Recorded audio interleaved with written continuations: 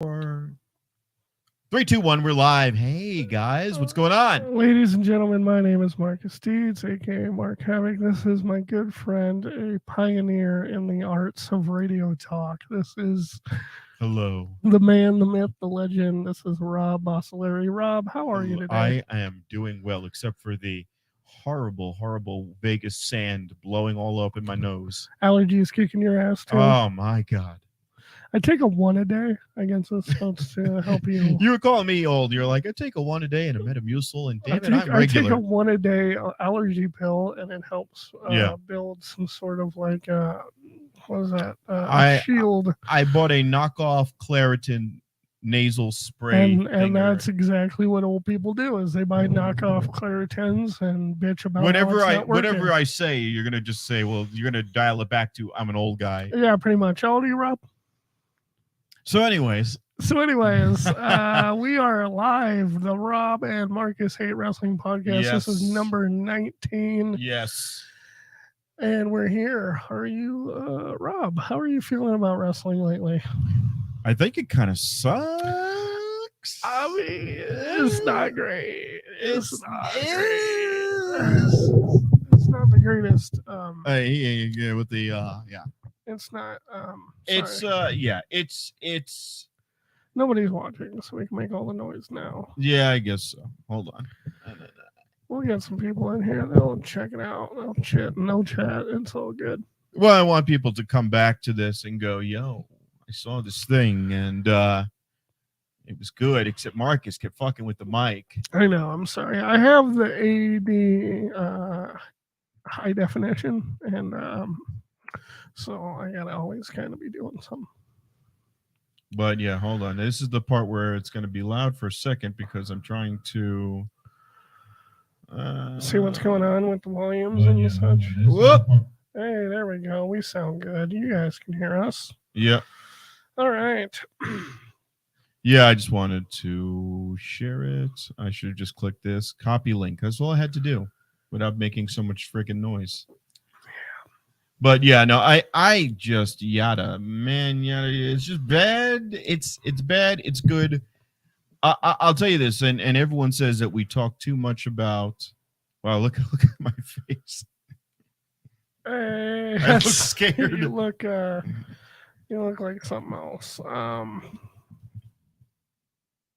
Yeah. But yeah, I mean, what do we want to talk about, Rob? Did you? I do have something to talk about. We were saying, everyone was saying that we've discussed WWE too much. So my attitude with WWE is just we're gonna hit it real fast, get that out of the way. By the time everyone gets on and starts paying attention, at that point we'll be done. We'll be past the WWE. We'll be past the WWE, and so we'll get this out of the way. Good. Let's get. We'll get this out of the way, and can we get in trouble for having that logo? I don't know. Like I don't know. Who cares? Right? I don't care.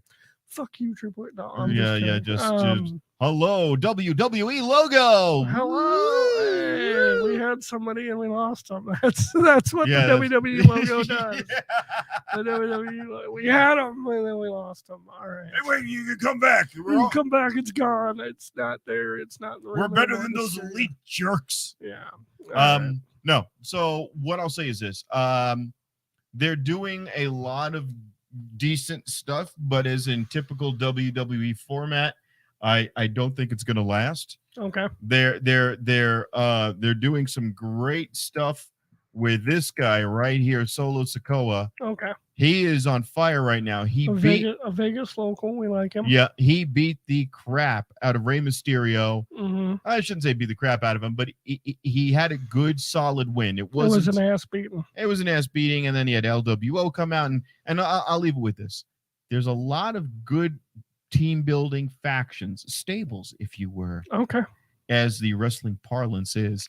And I like it. I like what I'm seeing, but then we're reminded by freaking Hernia H that there's going to be a freaking draft. Yes. All right. Whatever momentum you get with all of these things going on, with all of, oh, look at this guy, and he's part of the bloodline, and he's gonna win, and it's like, oh, he's scary. He's scary. So what? Well, our point is this: I don't care whether the bloodline wins or loses, whether they cheat to win. Your hero lost, whatever. The fact is, between the Judgment Day, the bloodline, and everything else, there's a lot of stables going on. It looks like it's good storyline writing, but then Triple H is going to break it all up in a week. So who gives a shit? Listen, that's all I'm going to say about WWE this week. I don't know how many times you guys who are here have watched this podcast, but I will keep it on with my opinion that I don't watch WWE and I don't care what happens. I think a draft is a good idea. Let's mix things up and switch some people around, but let's stick to the rosters. Let's try that for once. The thing is, these 8 people right now. Sure. We'll swap Roman Reigns for Paul Heyman. Okay. But those 8 people. Can Paul Heyman be drafted? Hey, Red. I thought you've been here before. He's messing around with you. Oh, no, I think on YouTube. But here's my thing. These 4 people are over. Mm-hmm. They're entertaining. And Triple H is going to break it up. Whomever else is writing. I don't want to just make it seem like he's a monolithic guy. What makes you think that they would be the faction that gets broken up? Well, because you've got 8 of them. So you're gonna say the bloodline. You could take Solo Sikoa and throw him on another team. Sure. You could take her, Becky Lynch. You could take Rhea Ripley. Because remember when Becky Lynch had the belt and she traded it with Charlotte Flair, and they got into a beef over that, and that was real life. That wasn't kayfabe, where they beefed over switching the belts. Oh yeah. So you could swap these people, but then you're losing momentum on an already well-written story. Well, here's the thing: is it really well written, or are people leaving left and right and deciding not to watch the product anymore, Rob? I think no. The reason why that is because they're not consistent. That's what my only complaint is about WWE. And you've said this many times they're not. Well, that's what I'm saying. If Triple H decides to do a draft and take the rosters and split them, and then we actually see a legit roster split, I could see that turning around. I want to see a legit roster split. Does AEW need to do that with Rampage and Dynamite? Well, no, because they're better. AEW treats them as A and B shows. So why would you have? See, here's the thing. Here's an issue I have with AEW, or with WWE. WWE is in competition with itself, which to me is just a silly thing. Why would you be in competition with yourself? You should be in competition with your competition, and trying to decide. They had a choice to make a while ago when WCW was gone for a brief shining window. There was this shine that was like, oh, this is going to be TNA's time to shine. But that's really not competition. Right. But we won't even acknowledge TNA. And then for a couple of times, there was a promo done about TNA. So you're saying they didn't have competition. They made themselves their own They made them, exactly. But then AEW came and they went, well, how do we treat this? Right. Well, AEW doesn't treat itself like competition to itself. So there's an A show and there's a B show. And with that, you don't need to split rosters. But the reason why AEW only has one roster. WWE, see, Red's trying to say that AEW needs to switch the rosters up to keep the backstage from imploding. Sure. I mean, maybe if you could just get them to be in have 2 different backstages. Have the elites backstage and then have CM Punk's side backstage, and whoever gets along with whoever gets to stick. That's how you fix that. Right. My attitude is this. But back to this. Can I finish my thought real quick?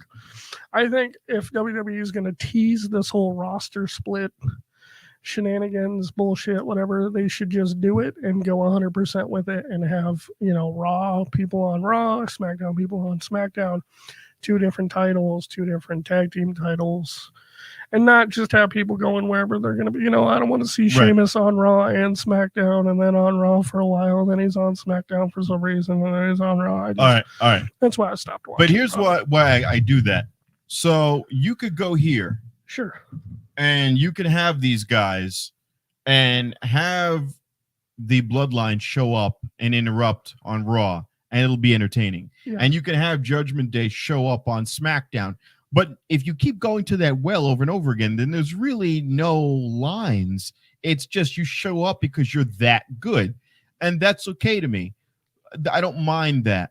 So to me, if you include any of these people in a shakeup, in a roster shakeup, the idea then that there's something special to this draft is kind of lost, because you can't keep going back to that and going, oh, well, because these two guys were the tag champions for 2 years, they're going to show up at any roster they want. They're going to show up to any roster they want, and it's going to be entertaining. That's kind of stupid now, because you've already blurred that line one too many times. Same thing with Judgment Day. Oh, Judgment Day is invading SmackDown. No, they're just over. They go wherever they want. Sammy and KO too. So that's the one thing.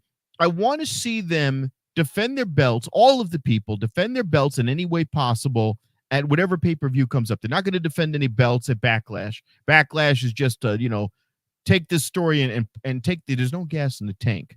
Take this story and push it a little bit further to the gas station until we get some more gas in the tank.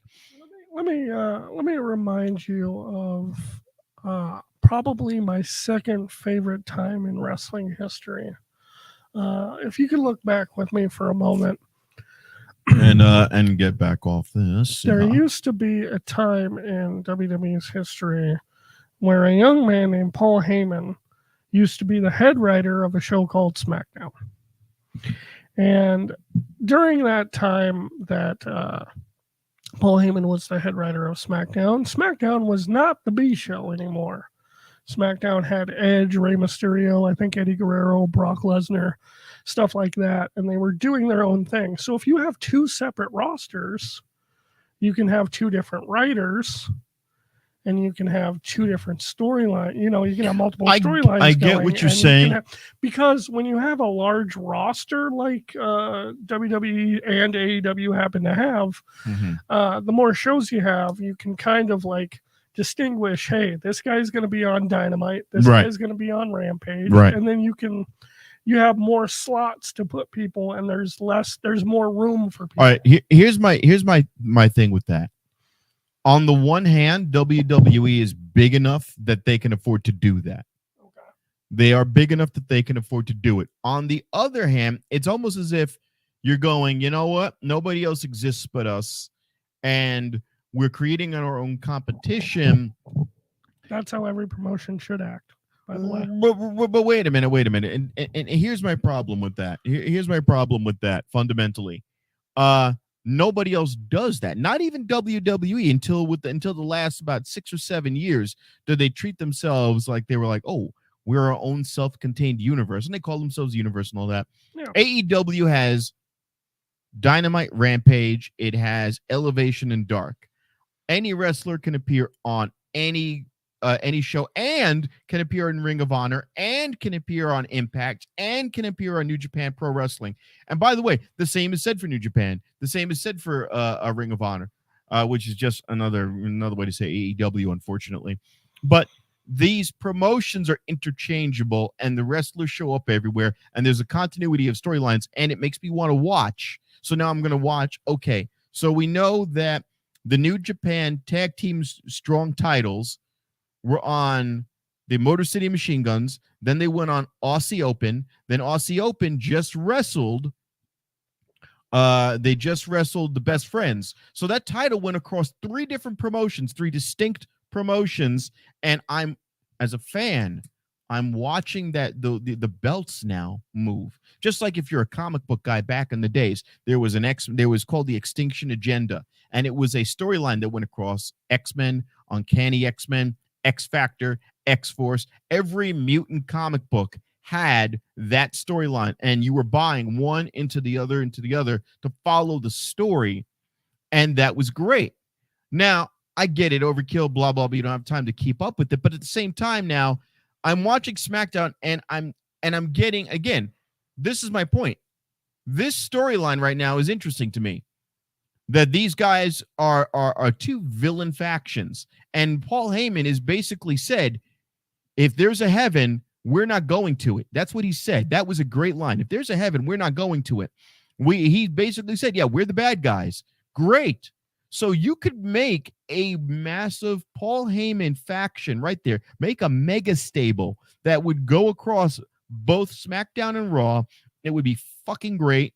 I would watch it. I would be intrigued. And then you have all the other guys who are like, hey, we're trying to do this by the books. We're trying to be in our little pig pen right here that's Raw, or in our little pen that's SmackDown. But these guys just keep making their own rules. Now I'm going to watch both Monday night and Friday night.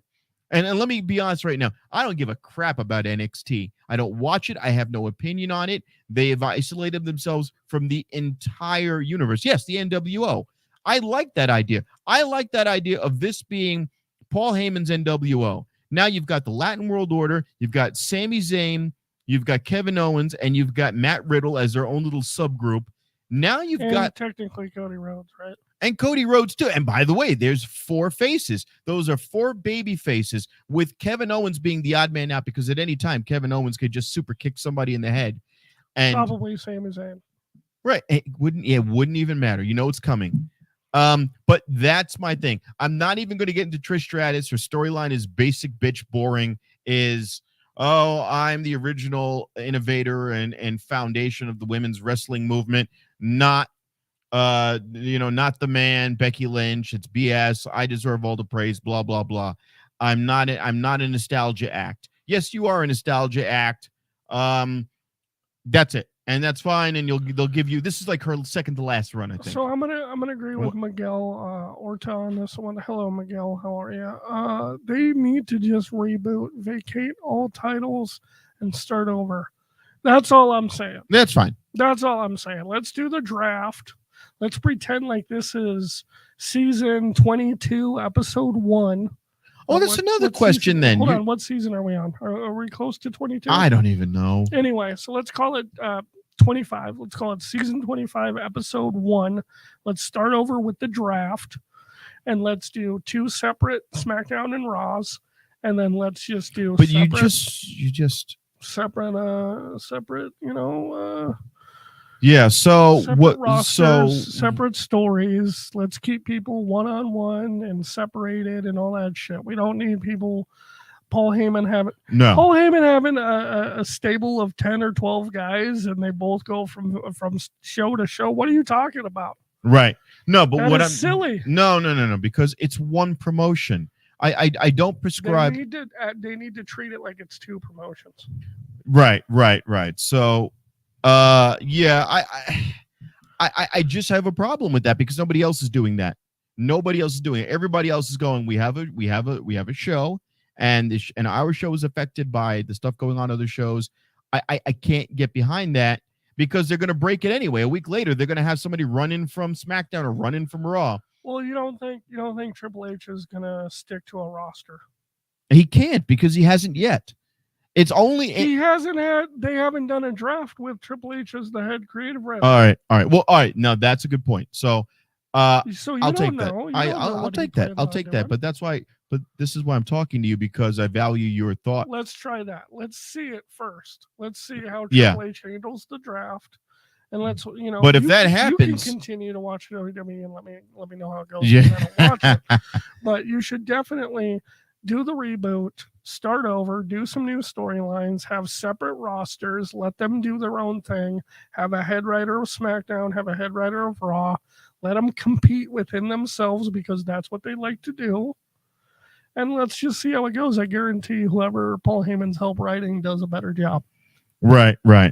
And I am Rob Bosley. This is Marcus Dietz. We're broadcasting out of sunny Las Vegas, Nevada. Gross. With Rob and Marcus Hates Wrestling. Yes. We're going to switch gears right now. We're going to switch to something else.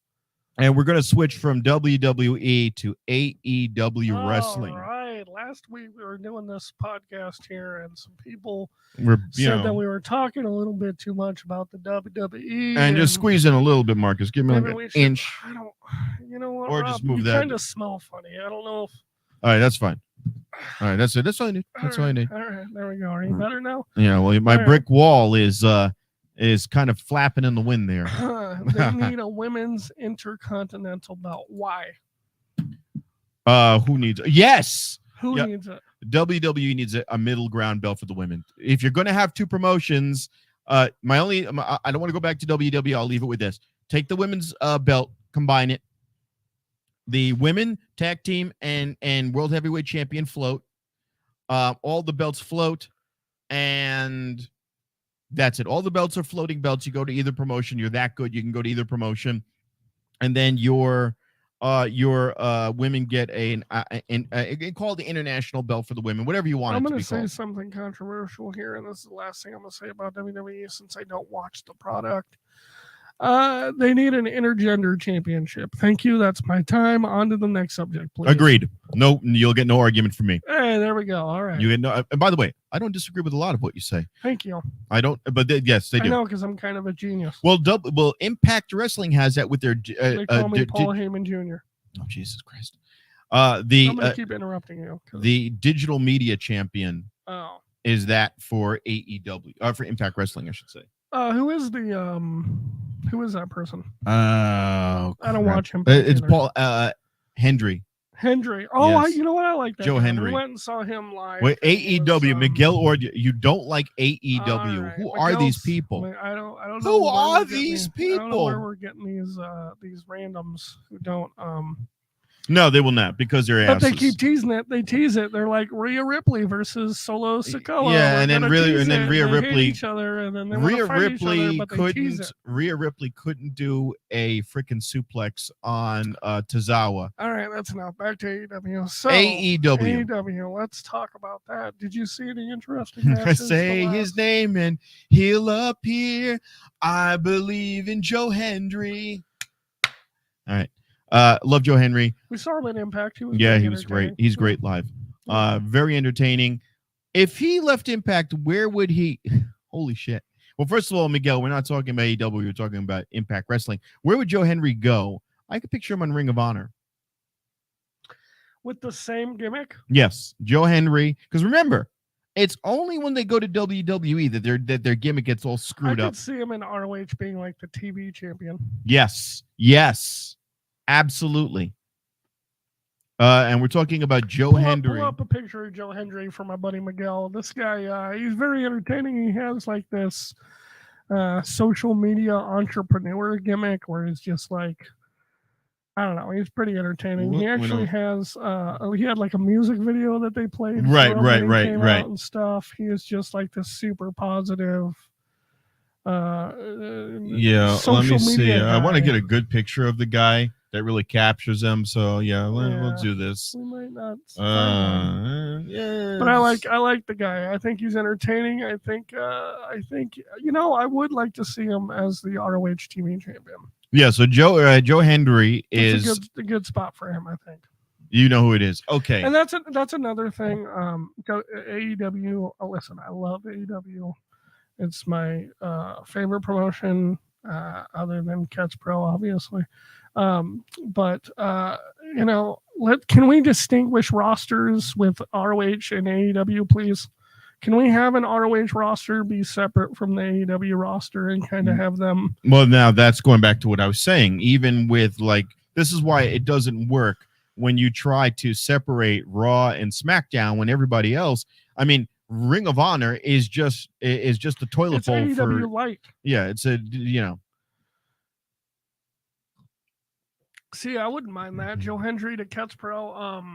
Oh my God, I don't think you can afford him right now. Probably not. He's probably. Hey, Markus, I deserve room service and top floor. Yeah, I don't have that, Joe Hendry. What else would you like? What else can I do for you, Mr. Joe? Is this a bloody Domino's pizza? Yes, it's also last night's Domino's pizza. It's reheated in my air fryer, and then I brought it to you. I heard you make tacos. Are they good? Yes, the steak tacos are amazing. Actually, they're really good. Joe Hendry, can you do me a favor and put over my champion, Jody, please? Just he's a young upstart. I need you to just lay down. Your champion weighs like 150 pounds, soaking wet, and he's gonna. I understand. We flew you out from Quebec, Canada, wherever you're from. He's Scottish, and your little like 10-pound, like 4 foot champion is gonna take on. Yes. This guy. I think Jody's 6'2". Oh my god, Jody would get cracked. His bones would crack. It would be an awesome match. But what I was saying about AEW, let's try to stay on track a little bit. ROH needs to have its own roster. Got to have its own roster, and I would like to see Joe Hendry as the TV champ.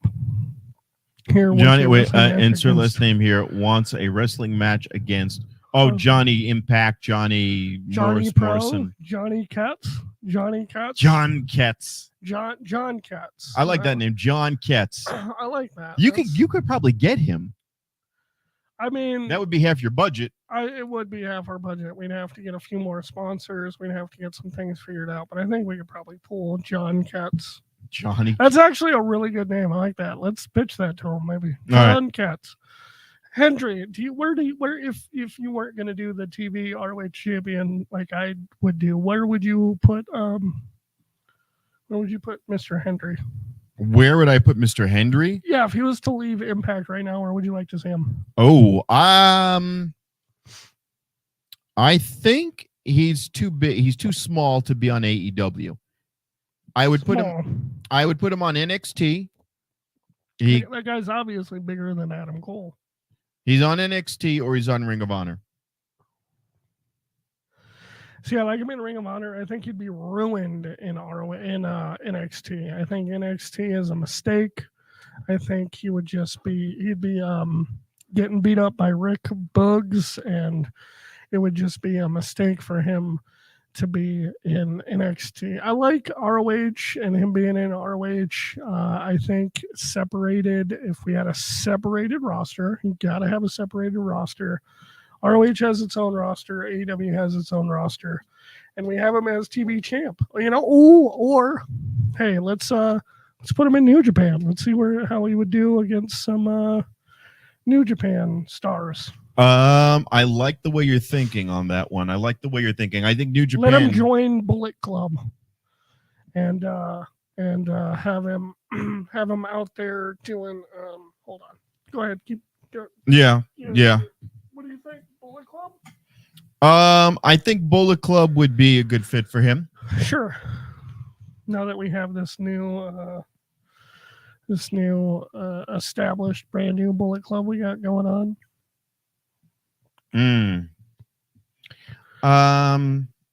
I'll be honest, my brick wall is pissing me off today. Well, that's on you, and maybe don't worry about it. Your ADHD is on fire today. Yes, it is.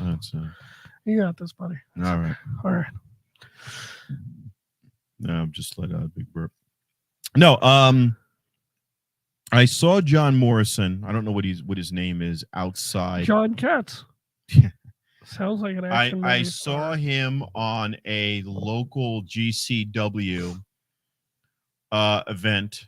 You saw him here? Yeah, he was in because all right. So on the first Saturday of the month, there's a guy by the name of Dennis Lavender. He's an excellent comedian. Yeah. And he used to do it every week, but there's a casino called the Silver Nugget. It's on Las Vegas Boulevard, North Las Vegas, well past the Strip and past Fremont.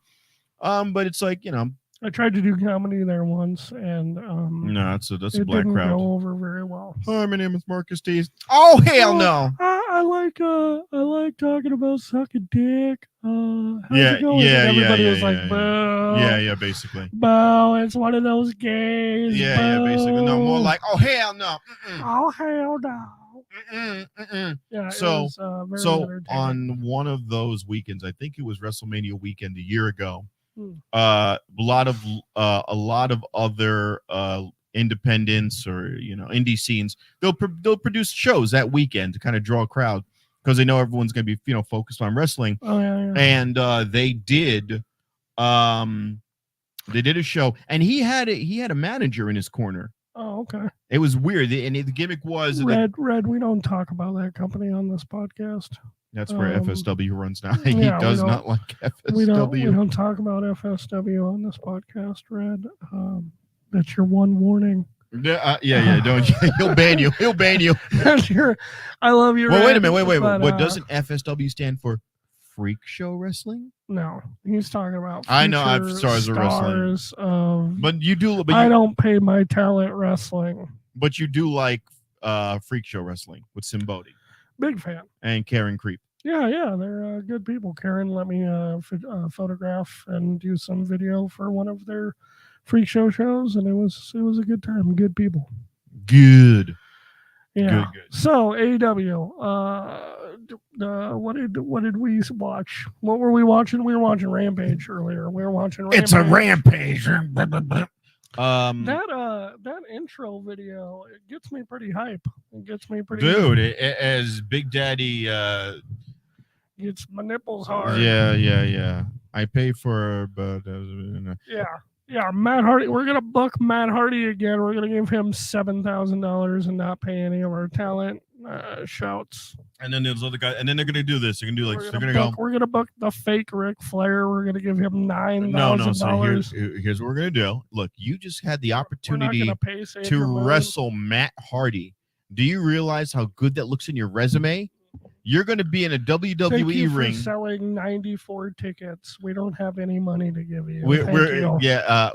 That's gonna catapult you. You're gonna say that you got to tap out to Matt Hardy. You have to tap out to Matt Hardy in 34 seconds. Thank you for selling 96 tickets. Yeah. Here's a hot dog. And don't forget now. Can you sell some tickets to the next one, please? Yeah, and don't forget to tell people that you're going to be on NBC Public Access at 4 a.m. 4 a.m. from the Silverton Network, from the Silverton. Yeah. Brought to you by Matt Hardy's third child that has more money than God. All right, AEW IWGP Tag Title match. It was Aussie Open versus Best Friends, and I got to tell you, I like Aussie Open. I like them Aussies. I like Aussie Open. You didn't know that Jeff Cobb was in Aussie Open. I didn't know that. No, he's not in Aussie Open because he's in United Empire. He's in United Empire. Yes, can you look up all the members of United Empire, because he might not be the only one that I didn't know was United Empire NJ. Yeah, I didn't know that Jeff Cobb was even European. I thought. All right, so hold on a second. Is that a joke or is that real? Let me see here. Let me see. The factions. Yeah. Current members. All right, so we got Kazuchika Okada. What? No. Was formed in 2020 by Ospreay and Great Khan. Okay. When Ospreay turned on Chaos Stablemate Kazuchika Okada. Okay. And all right, so he's got Jeff Cobb. Can you scroll down for a second and see if there's a current members list? Usually they do something like that. Yeah, all right, members. Okay. All right, the leader is Will Ospreay. We got Great Khan, Jeff Cobb, Aaron Henner. I don't know who the hell that is. Aaron Henner, Kyle Fletcher, Mark Davis, TJ Perkins. Okay. And, TJ Perkins? Yeah. Huh. He's been in for 2 years. So Kyle Fletcher and Mark Davis are Aussie Open. Former B. Priestley. I don't know who that is. Yeah. Okay. All right. Yeah. So current. Yeah. So anyway, Aussie Open against Best Friends, Can I just say something real quick? That Excalibur guy, he talks a lot. Yes, you're not the first to notice this. He talks a lot. So the commentator group is good old JR. Not always. They rotate. For this show, it was good old JR, yes. Excalibur, and Shivani. Shivani, right? Yes. I think in that first match, we heard JR say 4 words. And Mark Davis, not the same Mark Davis. No. I like Mark Davis, though, in Aussie Open. Oh, Fletcher. Anyway, it was a good, heavily contested match. It was good stuff. Good stuff. The next match, I'll keep this going. Next segment was FTR came out and they announced that they have a 4-year contract with AEW. And then they're done afterwards. And they're retiring after. No more FTR. FTR is done. We'll see. They're done with wrestling. They're going to give. They look older. They're going to give this. You keep saying that about everybody, you son of a bitch. You said that about Jeff Hardy. Yeah, Jeff about Hardy he doesn't look like he's hitting the wall, but he looks you like... leave that man alone. He's going through enough. He doesn't need Rob Bossleri at the Rob and Marcus Hate Wrestling. You know what the funny thing is, like, talking shit about his look. You know what the funny he thing doesn't is? need He it. strikes me as a person that would definitely show up on my front door with like a shovel. Yeah, and beat the dog piss out of you in your own and I'd house. be like, shit. Yeah, I made a mistake. Yeah, and he just beat the Leave shit that out of poor me. man alone. He's dealing with enough bullshit. Anyway, FDR, 4 years. They're going to give wrestling 4 more years, and then they're done. How do we feel about FDR retiring in 4 years? Do you think it's going to be a good 4 years?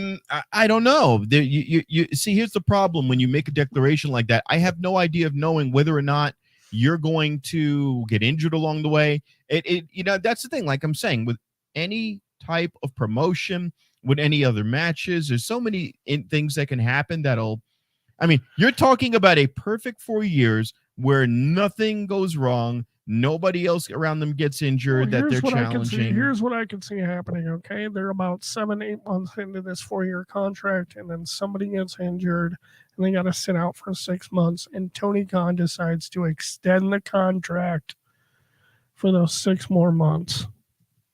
Because that can happen. People get injured all the time, and then they get extended contracts and such.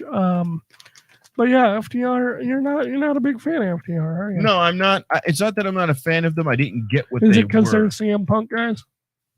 I don't have an opinion on them. To me, here's the thing. To me, they're a very generic tag team that happens to be over now, and they have a lot of belts. But when they came into WWE, I didn't know who they were. They were not booked very well. They did not get a good push. And then they come into AEW and they're over. And the way they came into AEW is cool. They came in the old like hooked up Ford, or was it? No, I think maybe it was a Chevy C10. And they came out kind of with some attitude. And I liked them. And then they went into the Pinnacle. And I was like, okay, you guys are kind of going to the back burner. You can have a belt and still be in the back burner. They're tough old school guys, They're into that old school wrestling. They're Arn Anderson kind of style of wrestling, They're not going to do a bunch of flips. They're not going to do a bunch of false finishes and all that shit. Yeah, and that's fine. It reminds me of like Legion of Doom or some shit. Yeah, it's older style. It slows things down a little bit. Yeah, and they've had great matches. And maybe I just want my tag teams to be more high flying. My favorite tag teams. You want Team Extreme? No. You want Team Extreme? Not anymore. That's not now. You want 2001 Team Extreme? Oh yeah, because I'm looking at that now. No, I'll tell you what I want right now. Right now, what I want is I want LAX. Sure. I definitely want LAX. LAX who are proud and powerful, but we've only been on for about 37 minutes. We got a while to go. Come stick around. It's all right. LAX. That's another thing. Where have they been? They've been screwed. They've been injured. I don't know, but see, this is LAX, and this was great. Yeah, Homicide. You had Conan. You had what up? You had I can't remember her name. Selena? No. No. She was on. Oh, I forget her name. Rodriguez, I want to say. She was like the name of a blade or some shit. But that was they were great. But the tag team, the ones that were with Jericho when he had his first. Inner Circle. Yeah, the Inner Circle. Where have they been? Have they been injured? Well, hold on a second. Yeah, no. Proud. Yeah, I'm my brain. Yeah, or Santana and Ortiz. Yeah, right. I want to say this again. Just pull it back for a second. This fucking allergies from this sandstorm. If I put a camera to my outside window, you can't even see the sky. It is just sand everywhere. Rob, you're doing just fine. And I can't sleep well, and then it affects my memory. Holy shit. Anyways, Santana and Ortiz, they are great. One of the best tag team matches I've ever seen were the Lucha Brothers versus Santana and Ortiz in Impact Wrestling. Okay. And then they tried to recreate that in AEW. And the guys are good, but we're not getting the best that we could get. I want to see Proud and Powerful take the belts. And Yeah, it's a good man. You know what? Hold on, he's got a point there. I'll Don't let some guy on the internet tell you what to do. You wear that out proud and powerful, and you be a gay, okay? You be a gay, and you be happy, and you be proud, all right? Jets hats. We don't wear that. No, well, shit first of all, around fuck here. the Jets. The Jets are garbage. Thank you. But hold on a I second. hate the Raiders, but you know what? What My is it friend that is a homosexual, and he's proud, okay? Damn it. All right, tell me what you like about LAX. You know what? I think that Conan had one of the best Hall of Fame speeches I've heard in a really long time. I think my last favorite one was Scott Hall's. Scott Hall did an amazing. He did the whole hard times don't let you guys know what I'm talking about. Rob switching hats, I guess, because somebody on the internet told him what to do, and now he's going to do it. So Conan's cool. I don't, I'm not a huge fan. I think, I mean, he's cool. I guess he's kind of just like, he's there. He's a person. He's a human. He's a human. You okay, Rob? Oh my god! All right, Rob. All right, Rob's back. Wow, that's you're really good at. At what? Yeah, keeping talk them about entertained. which. Yeah, no, that was. Well, I mean, proud and powerful. Proud and I like those guys. Those guys are cool. Goldberg is what? There is no Goldberg situation. He's old. He's washed up. And that's that. Did we ever find out who she was? Oh, all right. Let me look it up. Let me look it up. I mean, I definitely prefer in Latino world over LAX for sure. Yeah, let me look up Latin American Exchange, and I can tell you, Daga was in a Latin American Exchange. Oh, Diamante. Yeah. Okay. But by the way, sure. Daga. Who is Daga? Daga is in the Latin American Exchange, and he was the guy who married Tessa Blanchard. Oh. And she divorced him. He looks like a white Bruce Lee. No, so Daga is his Mexican wrestler, I believe in AAA. Okay. He married Tessa Blanchard, and she basically original Red, of course. Yeah, she basically left and vacated her Impact Championship belt, not the women's. Remember, Tessa Blanchard was the World Heavyweight Impact Champion, beating Sami Callihan, and she basically did not want to drop the title to anybody else. Mm-hmm. She would not cut any promos, and she stayed in Mexico during the formative months of the pandemic to marry this guy Daga, and now she's divorcing him 2 years later, or he's divorcing her because she was cheating on him. So, good Lord, she is a disaster of a human being. And somewhere I saw an article that she's coming back. I don't know what promotion will take her because she's so toxic. She has a heart. Tessa Blanchard. Oh yeah, the racist. Yeah, well, yeah. She was. It was discovered after she won the Impact belt in 2019 that she had negative things to say about wrestling black women, and then it was like, wait a minute, we just pushed her. We pushed her so hard. She had all the potential in the world, and she just was. Yes. Like, you know what? I don't want this anymore. And it doesn't make sense to me because even if you drop the belt, okay. The only thing I want to get lost in is the only person she wrestled and beat, and it was asinine that she was able to beat this guy, was Brian Cage. They had a gauntlet. They had a gauntlet match where Rich Swann was wrestling everyone one after the other. He was wrestling Elkin. He was wrestling all these people. He gets to Brian Cage. He's coughing up blood, Rich Swann.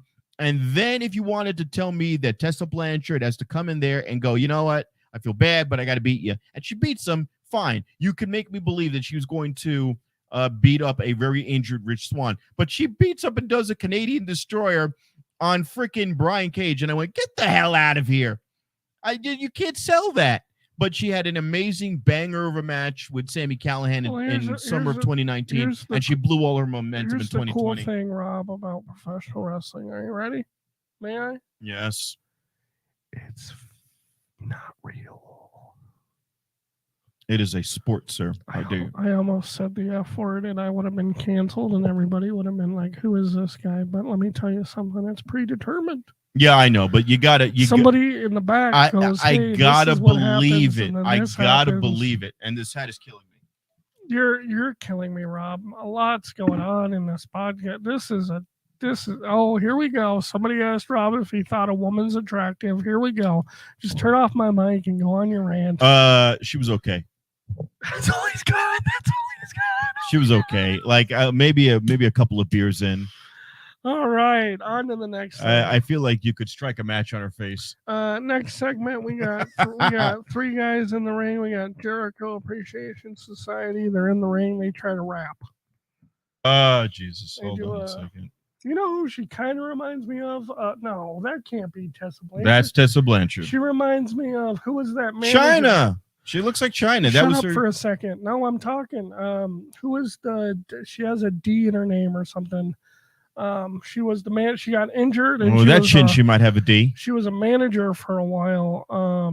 It's like an Italian name, but it's got like a D. It's like who are you talking looks kind of like her. Was a GM for one of the shows because she couldn't wrestle for a while. Oh, you're talking about. Thank you. All right, they look like they could be fucking twins. No. You're telling me that person right there doesn't look like the lady I'm talking about. Hold on a second. Now you had to do that because now I can't. Thank you, Deanna Purrazzo. Deanna Purrazzo. No, wait. Deanna Purrazzo was never a manager. Sonya Deville is who you're thinking. Okay, Deanna and Sonya and that lady look like they could be triplets. Sonya Deville, Deanna Purrazzo. Sure. Deanna Purrazzo is. Tell me that lady doesn't look like fucking the lady you just had, like Blanchard. Hold on a second. Sonya Deville. No, maybe. So here's the thing. Sonya Deville is mid-card for life. Deanna Purrazzo is only ever going to be a champion in small promotions that nobody knows of. She'll top out at Impact, and that's it. We weren't talking talent. I said they all look alike. I say they all look like white women with dark hair that are muscular. Sonya Deville's kind of a little pudgy. What's her name is actually. Anyway, next segment of AEW. By the way, 2019, summer of 2019, she was the top wrestler of all men and women. That summer, she was the best. She had everything you could want, all the momentum. Just looks like the Crimson Chin. It's hilarious. Okay, now do that. Now look up Deanna. Maybe Sonya Deville. Look up Deanna Purrazzo. Yeah, look her up by herself. Try to see if you can get her looking up like that at all, and try to tell me that those chins don't look the fucking same. They both got chins, dog. Look at that chin. Look at that. Put that chin on the screen. It's not the. And that's a chin. No, buddy. Here's the thing. First of all, that's the Crimson Chin right Jesus there, Christ. buddy. First of all, they're all trying to look like China. That's the gimmick. Let's all look like China. Let's all be China. That's what they're going for. Thank you. They're all wearing similar ring attire. Let's go. Let's all try to be China. Thank you. Not even close. Yes, Red. You're right. They all got chins. And then no. They got more of a chin than I do. Well, I mean, yeah, they do have a bigger penis than you, but that's okay. Well, I mean, now. There's a chin. There's a lot going on in that picture. I'm not going to comment on this one. Yeah, you're afraid of that, and she'll rip your damn dick off and make you swallow it. And she kind of reminds me of Kim Kardashian here, and that's kind of a thing. That's an issue. I wouldn't say no to her. She scares me.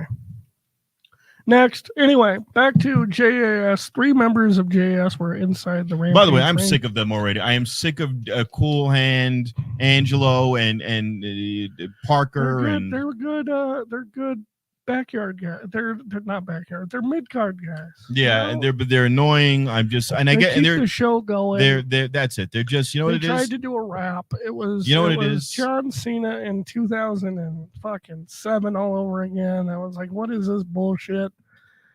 It was terrible. It made my chest hurt. I got I got angina from it. I got a little bit of it was disgusting. And then the nest, who are they again? Who's Billy Gunn running around with? No, well, first of all, you're talking about why can't I remember things? Well, yeah, because it freaking the Weatherman. You're talking about the Acclaimed. And then the Acclaim comes out, and what's his face was like, "Okay, yo, listen here, never mind." And then they shoot the ring and they attack. Let me do this. Entertaining. And while we were watching that, you know what Rob says to me? You guys want to hear what Rob fucking says to me? He goes, "I want Billy Gunn to start winning matches." It isn't 1992 anymore. It's past that guy's prime. First of all, 1992, he was barely wrestling. That guy is past that guy's prime. No. Here's why. Billy Gunn should never win another match in his goddamn life. I'm tired of watching him job. I'm tired of watching somebody. That's his job. He's an old man. He's putting people over. Yeah, That's but he's not anymore. But he's not putting them over because, first of all, if we're talking kayfabe. Yes, thank you. If we're talking kayfabe, the only people you should be wrestling is Brian Cage. They're the only two dudes. Yeah, but I can't believe that Angelo Parker been dead for years. Well, fine then. Then what are you talking about writing? It's all written, and if it's everything is a work, then kayfabe is real. If everything is a work, kayfabe is real. Write somebody believable. If you're gonna if it takes 2 or 3 guys to knock out, I don't watch wrestling for the believability, buddy. No, but it's all of it. I watch it for Rey Mysterio versus the Great Khali. That's why I watch wrestling. God damn it! I want to see the underdog win the match. I want to see the big guy beat the goddamn shit about him. I want to see him pick him up. No, but Sting is 65 years old. Sting is 60. And beat his ass and pick him up and. First of all, the Great Khali, Great Khali always looked like he was special needs going in the ring. That's why I watch wrestling. God damn it! I want to see somebody almost die. All right, I'm going to cut your mic off in a second with the silliness. Freaking, I'm being 100%. No, dead ass. Billy Gunn looks amazing. He's the only wrestler from the Attitude Era. I don't watch wrestling for the only guy in the Attitude Era. Not counting. You got Sting. And him are the only 2 guys from the Attitude Era, late 90s, early 2000s, that come out and look good. They look like they could put on a match. Billy Gunn jobs to these losers who are never going to go anywhere. Now, think about it. Think about it like this.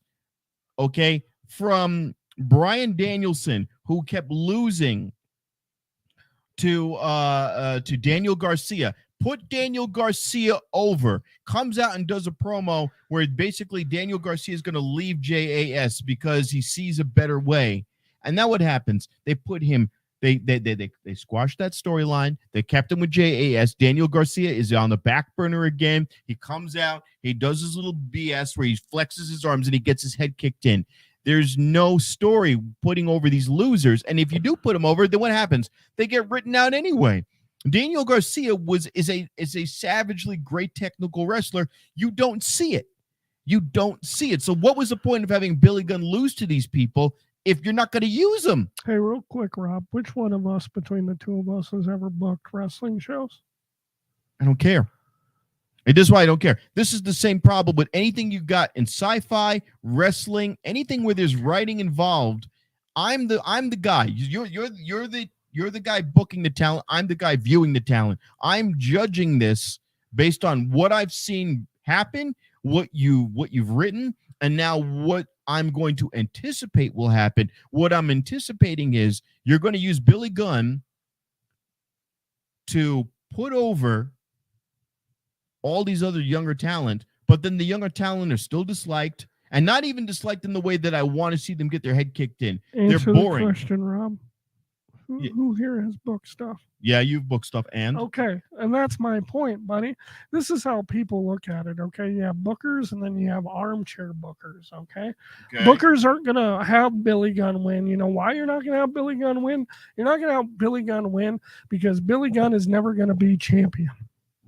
But neither and you is don't wanna Angelo tease Parker. that. Neither is Angelo Parker has a future. In 10 years, he could be champion. No, he's not. In 10 years, He's Billy going Gunn nowhere. will never be champion. Look, we were talking earlier. That's the point. That's why Hold you on have a second. jobbers. That's why you have people in that position. Yes. Wait a minute. You have people like Billy Gunn to enhance talent. It's called talent enhancement. They're there I to know make what talent people look enhancement good. is. But now let's I want to You're show you not going to somebody. make Billy Gunn champ. You're not going to I'm make not looking to Sting make him champ, but I You're- don't want the I am watching. But you're telling me you're mad that Billy Gunn went under. I'm tired of him Angelo jobbing every Doc. week. I'm Okay, tired let of him him win jobbing. here and there. That's fine or whatever. It's not That's a big it. deal. But And most of Red his is job, right. most of his job should be putting motherfuckers over. He should be him, Right. Sting, anybody old. But Anybody Sting who's wins past 40, matches. 45 years old and has been in the wrestling business for 20 years should be fucking passed. Yeah, but wait a minute. Should be. Hold on. putting I'm people going to use your own logic against you. over. Do you watch WWE? No. Why? Why? Because it's written for children. Okay. This is my point. Using your logic, this guy is young. He came out of WWE as Ty Dillinger. He went in as Sean Spears. He smacked a chair over to, Cody Rhodes' head, drew blood. You're not gonna like my answer. My retort to this. They called him the chairman. He was over, and Cody Rhodes buried his momentum. There are people who are over. Okay, Billy Gunn joining the Acclaimed. Billy Gunn came out with his sons. The sons were never over. They have no charisma. Billy Gunn has charisma. You're booking him in matches with other older guys sometimes. Give him a win every once in a while.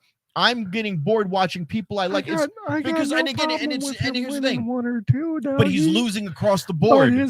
that's his job at this point. But I don't want to watch the guy. Look, Then I'll give you another example. I'll give you another example. Skip his matches. bud. Everybody, you're in the 0.0001%. No, Red is saying the same thing. of this. Jericho is that old. He wins. Sting is that I don't old. think Here he is. Jericho should be winning matches either. I'm not over there saying, "Hey, Tony, can you put Jericho over?" Stinger's doing matches. He Who are wins. the four pillars of the AEW? Name the four pillars of AEW. Well, are we counting the women? No, the four pillars are No, because Darby Allin, Jungle Boy, MJF, and who's the other fourth one involved in the storyline? With it's going to be a four. Fuck, I know who you're gonna say. From JAS, Jungle Boy, Darby Allin, and he's Garcia. Isn't it Garcia? No, it's not Garcia. It's he's banging Ty Mello. Oh, okay. Yeah. So there we go. Four young guys. Oh, wait a minute. Are Hold the on. Pillars, Pause. the future. Pause. But you already shot. of I set the trap and you walked right into it. That wasn't the four pillars of AEW. They just wrote that story 2 weeks ago. That's the They've been building You Darby Allin since fucking day one. They've been building Jungle Boy since day motherfucking one. fell They've into been the tiger building trap. MJF since day motherfucking Wait. And women don't matter. No, wait. Women don't matter. Oh, you fell into the trap. I love it. You fell right into And the the trap. other one, the fourth one, Who you can't even remember. Sammy Guevara. I can't stand that guy, but also he's the fourth. No, pillar. that's not the fourth pillar. They're building. That It ain't Billy Gunn. It ain't Sting. It ain't Jericho. It ain't Chris Jericho. Hold on. It ain't Chris Jericho. Wait a minute. It ain't Chris Jericho. You can say that to your blue in the face, and you'd still be wrong. The first champion they went with wasn't any of those pillars. They didn't even give it to Hangman Adam Page. They gave it to freaking Chris Jericho first. If they wanted to, that's number one. Because Chris Jericho's over, Billy Gunn's over. Suck it. He's over. Your future guys are garbage. Number one. Number two, the four pillars of AEW were not Guevara, we're not Jungle Boy, and we're not. It wasn't those guys. All right. I'm sorry. I was disrespectful. It was not those guys because Britt Baker was considered a fourth pillar. Britt Baker's storyline a year ago was she was one of the pillars. They ran with that story for a year that Britt Baker was one of the four pillars. They ran it with the match that she had where they drew a ton of blood where she had with I'm gonna let you finish, dog, because you're making an ass of yourself. Go ahead. Finish that thought. I apologize. I am hopped up on energy drinks. Finish that thought, But- buddy, because you making an asshole No, I'm of not. your whole self. Your No, whole I'm not. ass is They yourself. said Yourself is a whole you asshole. said that was you. You walked into that one. The And whole I'll idea. tell you why they gave Jericho the goddamn title. Are you ready? You want No, to no, know no, why no. they Well, gave Jericho I the didn't finish title? the We thought. I all didn't know finish the why thought. they gave Jericho the title Because he because bought he's his the way in. only name. But that's TBS TNT needed a name to sell the product. You can't sell a product on Darby Allin yet. all right. Wait. Yet. Pause. But in 10 years, he's going I to be did in some not sort of Hall say- of fucking fame. I Number one. guarantee it. Number one. I did not say that Billy Gunn should be winning belts. I said he should not be getting swept across the board. Number one. Number two, this whole idea of the pillars of AEW, that storyline has been gone to. This is the second iteration of the pillars conversation. And on the first time they ever mentioned the word pillars, it came out of the mouth of a promo cut by Britt Baker in reference to Thunder. She got injured right now. Thunder Rosa. Thunder Rosa was the first time when it was Britt Baker versus Thunder Rosa. They had the match and Britt Baker was busted open. Was the first time any reference to the pillars of AEW were ever made. It came from her lips and she was over. She was the top card build person back then a year and a half ago. So this idea that these pillars of AEW are this monolithic thing where We're people, talking about the future of the business. correct.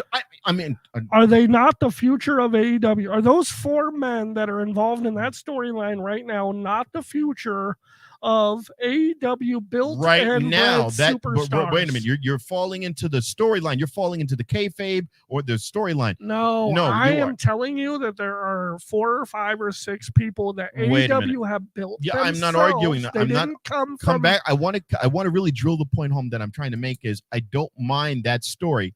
I don't mind any of that. But what I'm saying is, first of all, if you're going to say a pillars conversation, Oh my God! I'm sorry, I used the word pillars. I meant the future of the company. no, the because backbone of that's the company, their where they're gonna lingo. have- That's their lingo. That's the AEW lingo. How does this have anything to do with Billy Gunn Because Billy or Gunn is Sting? because Billy Or Gunn somehow Jericho Billy that Gunn you brought is in? Billy Gunn is getting swept by people who are not the pillars. Billy Gunn is getting swept by mid-carders who are never going anywhere. By the way, to the point, That's his this job. guy- He's doing no, his but he's job. got to win. You got to have him win once in a while. Why would I want somebody who's so over with the crowd lose every freaking week? It's 'Cause stupid. That's not his job. It's His job is stupid. to make I the 2 want- guys he comes You out think with like look Triple H, and good. Triple H is a sucky writer. Triple H is a garbage writer. We have first off, we haven't seen any iteration. Of I Triple H in I his have writing no just very yet, low. have we? No, buddy? but here's my point. That's why I'm not This watching guy, that product. this guy right here is Sean Spears. He is in the height physically of his career. He could be doing amazing things. He just said now he cut a promo and he said, "Hey, I just had a kid, which is why you haven't seen me." But they did not know what to do with this guy. One guy got stuffed, and your No, but I'm losing- using your that as veins an are popping right now. I'm your using- heart's I'm agitating. using that as you an got example. you got sweat dripping down your forehead, I know, and you're freaking out about a guy who disappeared for a little bit. 'cause no, he but just no, had a no, kid. no. This guy right here, he has been They on this. oopsied on him. They Okay, used they him- fucked up on him. He's been on the Whoop-de-doo. roster for 2 years. How many people has WWE fucked up? And you were hey, like, oh my God, I'm wait a excited minute. for this story. But And wait then a they minute. get fucking. But you Right. keep coming right back to my point. Is WWE does that? Make a point, please. The 'Cause I'm point trying is to understand how Billy- Billy Gunn, Sting, Chris Jericho, Because any of those 3 50-year-old guys, men running of those around 3 have anything to guys- do with the future of Wait this a minute. business. You cannot have. Their time has Wait a minute. passed. Wait a minute. You cannot have one thing without the other. You cannot have. I can eat cookies without milk. You cannot have Jericho show up I and can be eat cookies this without great milk. guy, and he's over, I and can he have milk can without wrestle, cookies. and he can do everything you want him to do, but you're going to make him lose every week, and he's going to go, "I'm out," and the audience is going to go, "I'm not invested." You've got Billy Gunn showing up and jobbing to people who don't matter. I don't give a crap about Angelo Parker. I don't give a crap about Big Daddy Magic. They're garbage. They should be the ones jobbing. Their job should be to push over Garcia, which for a while it was to push over Garcia. People don't have to win to be over. But people don't have to hold again, championships. I'm going to say this to be over again either. and again and again. It's not that he's going to be the future. I don't want to see the guy swept. He's better than that. 6 times already. He can win a match here and there. But Who he's getting cares? swept every time. It's I'll give you another example. What if A long time Can I ask you a ago, when it was guys, this is going to be our last podcast together. Are you excited to see the ending of a podcast? all right, Because I'm going to let you. I got a question for you. Let me just ask you one question. You can continue to go on your whole tirade of Billy Gunn and how he deserves to win matches and not be swept and all that stuff. What if Billy Gunn is the one that wants to put all these young guys over? What if he went to Tony Khan and said, "Hey, Tony, I think the best way for me to be useful is to come out with these guys that are over as shit and make other people look good." What if it was his idea? I'm Tony Khan right now. Hey, buddy. I like that. I like that you're passing on the torch. Yeah, I think you're doing a great job. I'm still in great shape. I look good. You're in physical shape. Yes. Here's what I want you to do, but because I don't want you to be priority to win championships. Hold on. I'm going to answer you. I'm Tony Khan right now. Okay. I'm Tony Khan right now. I just want to put people over, baby. Signing your checks. Signing your checks. Add another zero. Billy. Add another zero for me, Poppy. Here's Billy. I appreciate your excitement. I appreciate what you were doing. I want to go out there. You're going to win. I want to lose to Daivari. You're going to win. Daivari's old too. You're going to win matches. I'm going to have you win a couple, because then all you become then is the guy who automatically loses. The moment I see you, I know you're going to lose. So I can't sell this young guy if you lose every match, because then it's an automatic predetermined. Sure you can. No. You guys remember the Brooklyn Brawler? Because, right, but he's not that guy. Where are you not getting here? He's not that guy. At this point in his career, maybe he is. Why is it okay that he has to take every L, but Jericho and Sting don't have to? That's what everyone's saying. And I'm telling you that I don't think they should be winning bullshit either. I don't think Sting should be just a manager. Okay. And he is. Sting right now. jumping off shit, attacking people, falling, wearing like padded bullshit. And he came out and he looking came like out and he came out and he did Sting. a promo. There was He's done. There was a great When's promo. the last match Sting won? Wait a minute. What's the last There was match a great Sting promo that Sting just cut on Dynamite this last Wednesday with MJF, where Sting said, "Yes, I'm at the end of my career," involving 2 of the pillars. And well, the pillars mean nothing, because the pillars are whatever they want it to be. Because last year, Britt Baker was the pillar of AEW.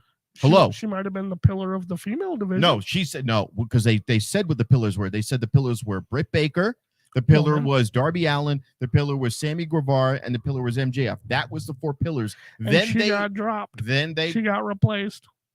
But that's the point. It's exactly. Stories change. Stories could change. They can make a story whatever they want. So if I see, if I'm a viewer, okay, I'm your customer. Okay. I'm a customer. Okay. I think I look at how much of a customer are you ordering shirts? Yes. Are you going to live I've got events? AEW. I go to their live events. I've got the shirts in the closet. I can pull out my wardrobe of AEW. Well, I'm asking you, in the 4 years that AEW has been around, how much money have we spent on AEW? Give probably me a round number. $100. $100 in 4 years of representing. I don't know. But I'm a customer also because I'm watching your show on TBS. Okay. I'm a viewer. All right. I am your customer. Let's hear your opinion about Billy Gunn. I am your customer. It's not just about Billy Gunn, but the whole thing. I'll be Tony Khan. Well, no, because you're proving your point. You proved my point already. You don't want to watch WWE because you don't like the product. Right. I'm telling you that your product, you're hitting a wall. If I'm watching a guy and I know that Billy Gunn's going to lose every time he walks out, then I don't have any faith in you as a wrestler. If I see MJF come out and Billy Gunn come out, okay, MJF's winning. If I see any wrestler come out of that locker room and it's Billy Gunn now, I know that it's going to be an automatic loss. Whatever happens to that point automatically loses all of its impact. Okay, I no longer what care. Happens when he sneaks the win? Oh my God, everybody's going to go wild. It's a needle pusher? You're telling me Billy Gunn, Chris Jericho, and Sting are needle pushers? But they're over. You're thinking of the wrong way. You're a salesman. Be a salesman. Be over, brother. But wait a minute. Be a salesman. That's Daniel Bryan's whole career. Daniel Bryan being wins. a loser. Daniel Bryan over. wins matches still. All of those guys are not getting swept. It's not about Billy Gunn. It's about if there's one performer. Let's say it's not Billy Gunn. It could be anybody. Who is that guy that they have on Impact? Not Impact roster. He's on. He was that long-haired guy. His gimmick was that he's nerdy on AEW. I can't think of the guy's name. He's a real scrappy wrestler. Every time he or Serpentico, better example, Serpentico. Okay. There is no more credibility, and Serpentico is a threat. See, when they would bring out the natural Dustin Rhodes, you go, wow, this guy's old. But Peter Avalon, excellent. Peter Avalon, Serpentico, Dustin Rhodes, those are guys that lose most of the matches. Now, Serpentico loses everything. So it's automatically understood that when Serpentico shows up, you're going to lose. It's just a matter of you're going to win. It's just going to be how quickly you could beat Serpentico. When it was a natural Dustin Rhodes, you go, wait a minute now. This guy's 55 years old. He's a trainer. He's passing the torch. Shouldn't be winning. But once in a while now, if I want to believe that this guy can actually be a challenge to you in the ring, once in a while you got to go, whoa, he won. Imagine this. Imagine the once pop. In a while. Once in a while. Imagine the pop when Serpentico goes 1-137. Can you imagine the pop? People are going to be wanting him to be fucking champion because they're belief. Why am I going to have a match with a predetermined outcome as soon as the music hits? I don't want to watch that. I'm your client. It happens every single time you have a local wrestler versus it's fucking boring. Then skip that motherfucking match. Wait a minute. I'm going to turn off your program, dude. I'm a customer. Watching WWE, it was all predictable. That's my point. There you go. You're doing the Triple H thing. Do you understand something right now, though? Do you understand the difference between the opinions of the two products? Do you understand the difference? Do you understand the difference? What is it? No, but I'm going to point it out. Are you ready? Okay. WWE has been doing it for 30 goddamn years. They've been predictable. Every time The Rock's going to win. Every time Roman Reigns is going to win. The Rock lost so many times. What are you talking about? Triple H held the belt way more than The Rock. How come you can talk and go on a 4-minute tirade and I'm just supposed to be quiet and listen over here like I'm a fucking retarded idiot and I'm just cutting watch? my own mic. And okay. Here's the problem between the two. Predictability, right? If it's predictable, you don't want to watch it, right? So no giant should ever wrestle a Rey Mysterio.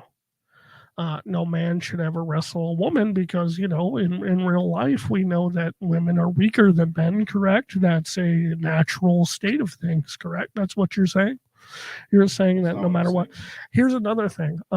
Black men are inherently more strong than white men. It's just a fact of life. So every time that a black man fights a white man, we should just assume that the black man's going to win, correct? Because he's genetically superior. Am I right?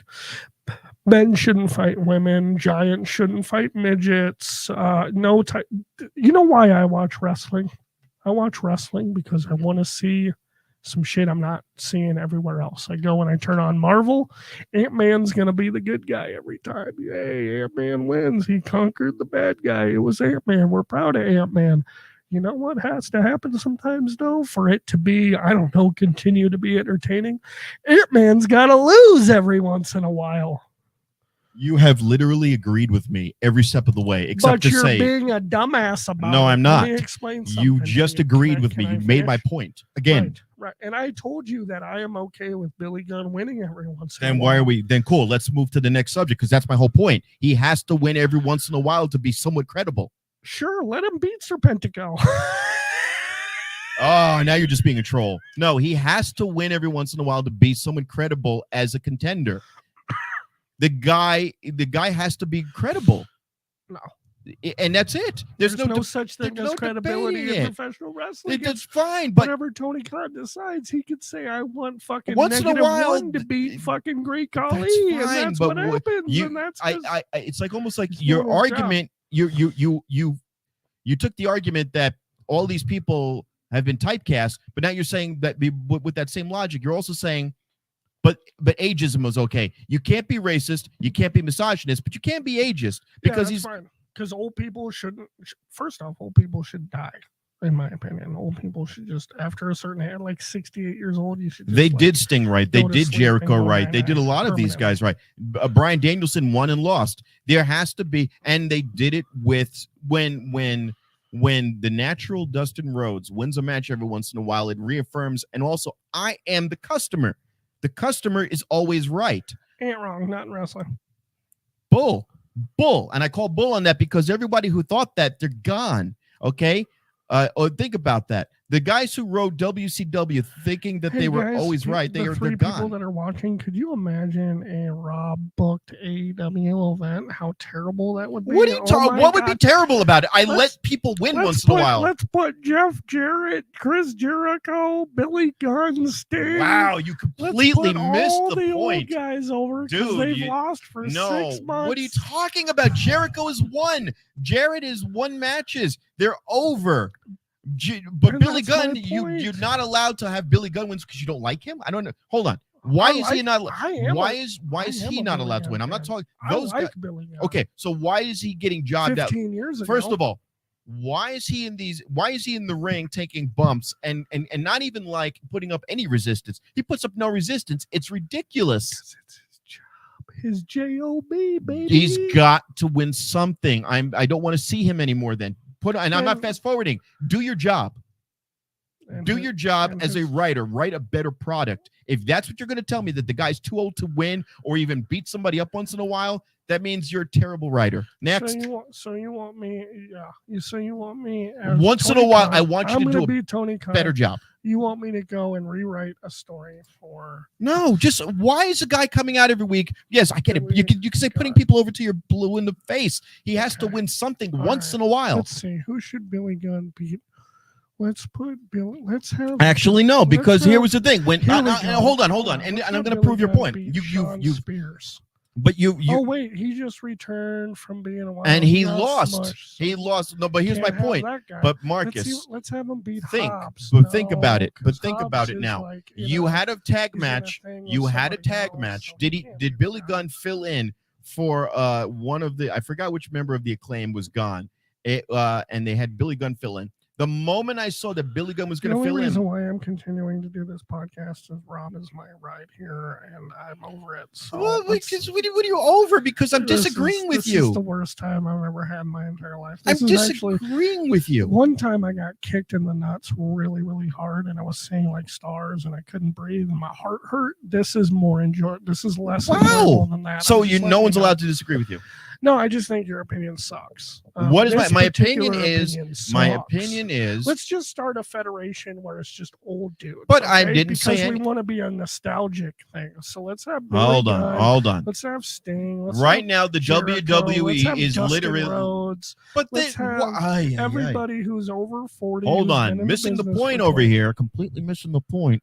The point is that they keep putting somebody out there and he just keeps losing and it's boring. I don't want to see a guy that I like lose every single week. At least once. So is Jade Cargill's segments boring because you know she's going to win every single one? But now they built her up and now they're putting out a... You know she's going to win every time. I don't know that. 67-0, 74-0, 82-0, she's going 97-0. She's going up now against Taya Valkyrie. Her segments suck because we know she's gonna win. Why is somebody? Wait a minute. Why is? But you already said that. You already said, Marcus, that you can't be. You can't be racist. You can't be sexist. You can't be this. You can't be that. But you can't be ageist. But all of those other guys have had wins and losses. Wins and losses. Let's look at Billy Gunn's record on AEW. I bet you he's got more wins than losses. He's barely wrestling, and he also. I'm not talking about Elevation and Dark. I'm not talking about Elevation and Dark. I want to see AEW Billy Gunn's record. Oh, of course, it's going to be great, and then you're going to go. That proves your point. That's not going to prove the point. It's going to prove my point. No, it's not. Just because he's on a spree of losses. Maybe Tony Khan is like, you know what? Let's build up Billy Gunn. And I didn't. Let's have him lose a couple, and then he'll win a couple, and then my thing is we'll make Rob in Nevada happy. I'm not being sarcastic about it. I'm the customer, and the customer This is the fallacy that put WWE off the map in your eyes when Bryan Danielson had the triple threat match with Triple H and Dave Bautista. The way they did it was, you're a scrappy wrestler, you're a B player. That was what Stephanie McMahon said to him. You're a B player. Well, you don't deserve to be the world heavyweight champion. And he went over and he went over, and the yes chant happened. Then they did the thing where they stuffed the ring full of people doing the yes chant, and it was over and over and over, and he eventually won. When it was still losing with Kofi, time? But he didn't even hold on to the belt that long. He held on to it for like maybe 2 pay-per-views. When you had Kofi King was over. He has great technical abilities, and he lost it to one F5 from Brock Lesnar. And I went, wow, you just completely made him a not very credible wrestler. And that was it. And he immediately, not only was that poorly written, the character, the wrestler, the actor, the man, whatever you want to call it, whatever parlance is fine for you, he immediately stepped back. He didn't re-challenge for his belt, and he immediately took the back shuffle and went back to being a tag team jobber. And I went, wait a minute. If you're the champion, you would want to get back into that saddle as soon as you humanly could. I didn't believe that he was content as a person watching this. I view this the same. I view wrestling the same way I view a movie, the same way I view anything that You can.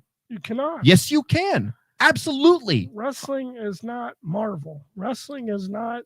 It's the same thing. The reason why the reason why I like wrestling, that I've been watching it since 1996. Okay? The reason that I have enjoyed wrestling, whether or not there's a difficulty in the booking element of it or the physical well-being element of it that plays into who's going to wrestle who, and I understand that's an element of it.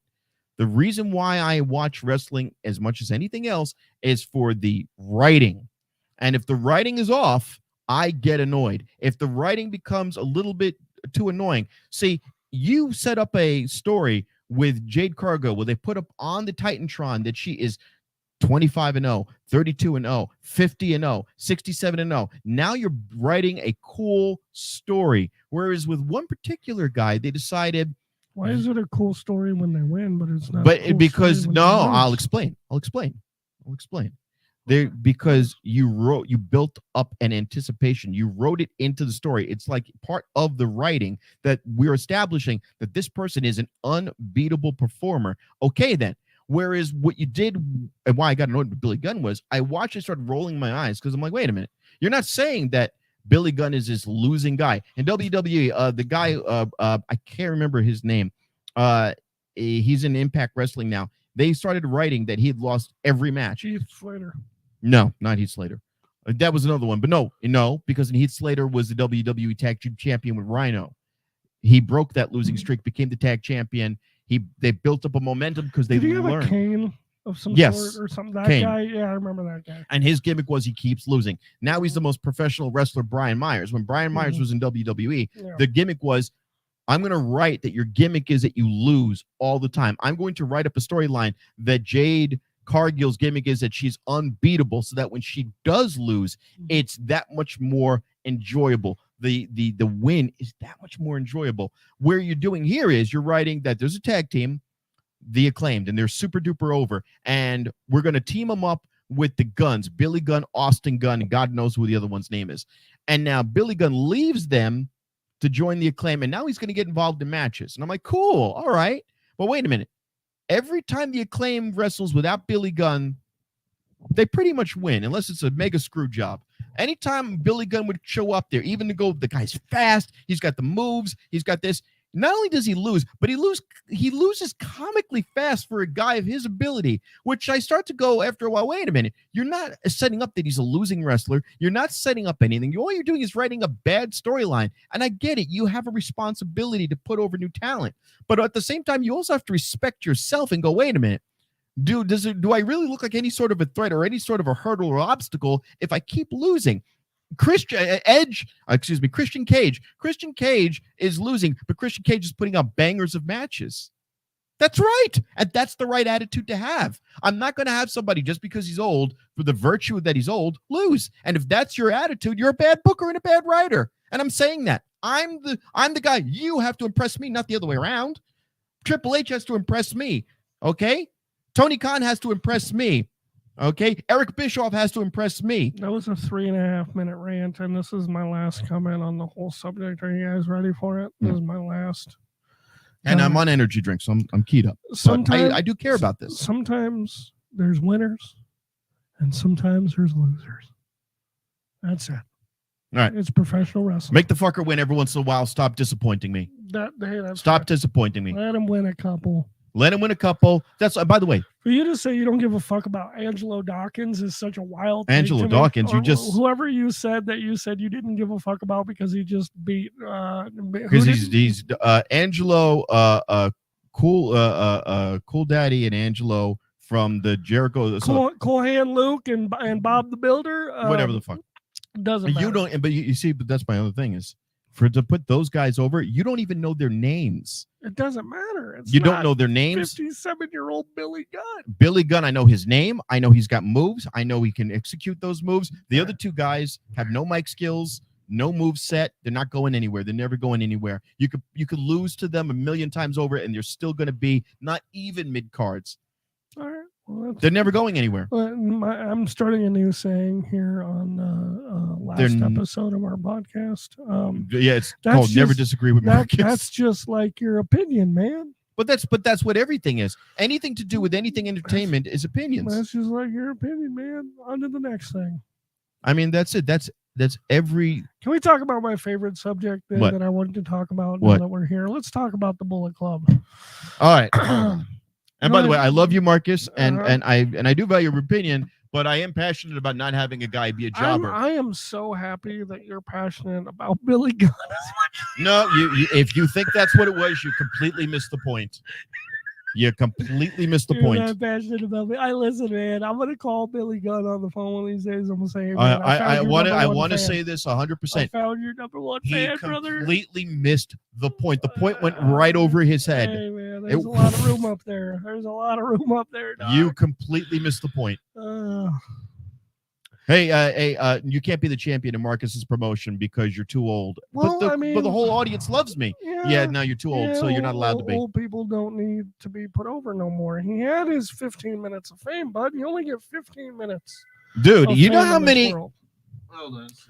You only get 15 minutes of fame, okay? So at some point, he's had. Do you know that those guys? Minutes. Do you know that those? Do you know that guy got a his second title run with the New Age Outlaws because of an appearance they had at the WrestleMania Hall of Fame. They had an appearance. They cut one promo where they were dressed up like Dumb and Dumber, and they got another title run off of it, and the crowd went nuts. And guess what? You make money. When people enjoy watching him win matches, awesome, you get more money. It's called sales. Be a salesman. And I guarantee that there's not one person in there that's spending tens of thousands of dollars on merch and going to shows and flights and rooms and shit is going to stop just because Billy Gunn's losing a couple matches. Hey, dude, it's if your mindset is that certain wrestlers don't matter. None of them matter. No, there's two people that matter. You know who matters in that motherfucking promotion? MJF, because he's the motherfucking champion, and Tony Khan, because he's the motherfucking booker. Nobody else in that whole promotion matters. Day to day, nobody matters. This was my argument about WWE. And again, you don't like WWE. You go over there, Triple H and Roman Reigns are the two people that matter, and that's it. And they both suck. That's why I don't watch it. I like the other two guys that matter. I'm going to leave it like this. You have reinforced my point with steel today. You have reinforced my point with steel. Bullet Club time, buddy. Bullet Club. Here's the thing. This is another thing. Let me see if I can get your agreement on this. We might actually agree on this one. I want to see the Bullet Club invade every other promotion. Absolutely. I want to see Bullet Club Impact Wrestling, Bullet Club New Japan, and this Bullet Club Gold. That's what they're working on. I want to see them sweep through every promotion and kick the shit out of everyone. And I also want to see Luke Gallows and Carl Anderson get the hell out of WWE. They're jobbers all over again. They're way too fucking good. They're way too good to be jobbing. Yeah. I hate seeing them job. I think we need a united Bullet Club.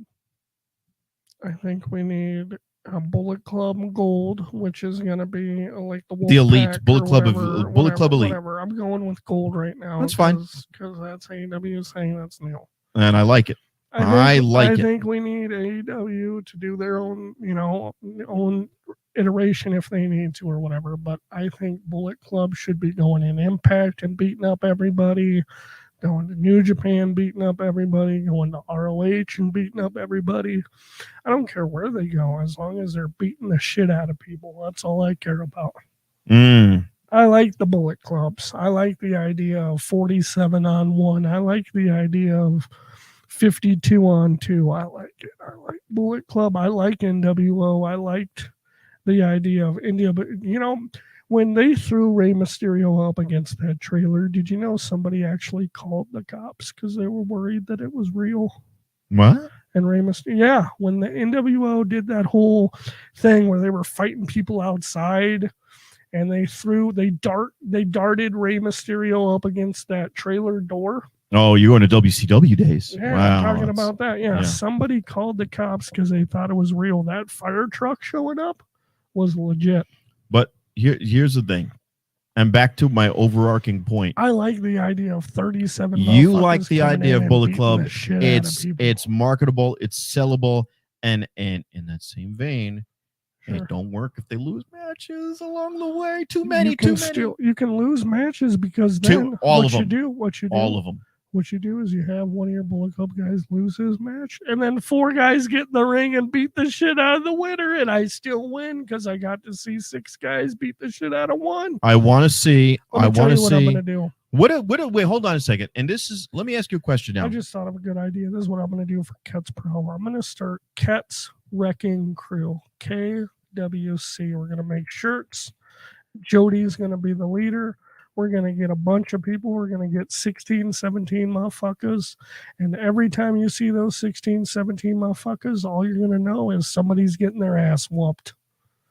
I'm going to start Las Vegas's version of the Bullet Club. Okay, hold on. It's going to be the Ket's Wrecking Crew, and we're just going to come show to show. We're going to show up at this promotion. We're going to show up at that promotion, and we're just going to watch. Okay, hold on a second.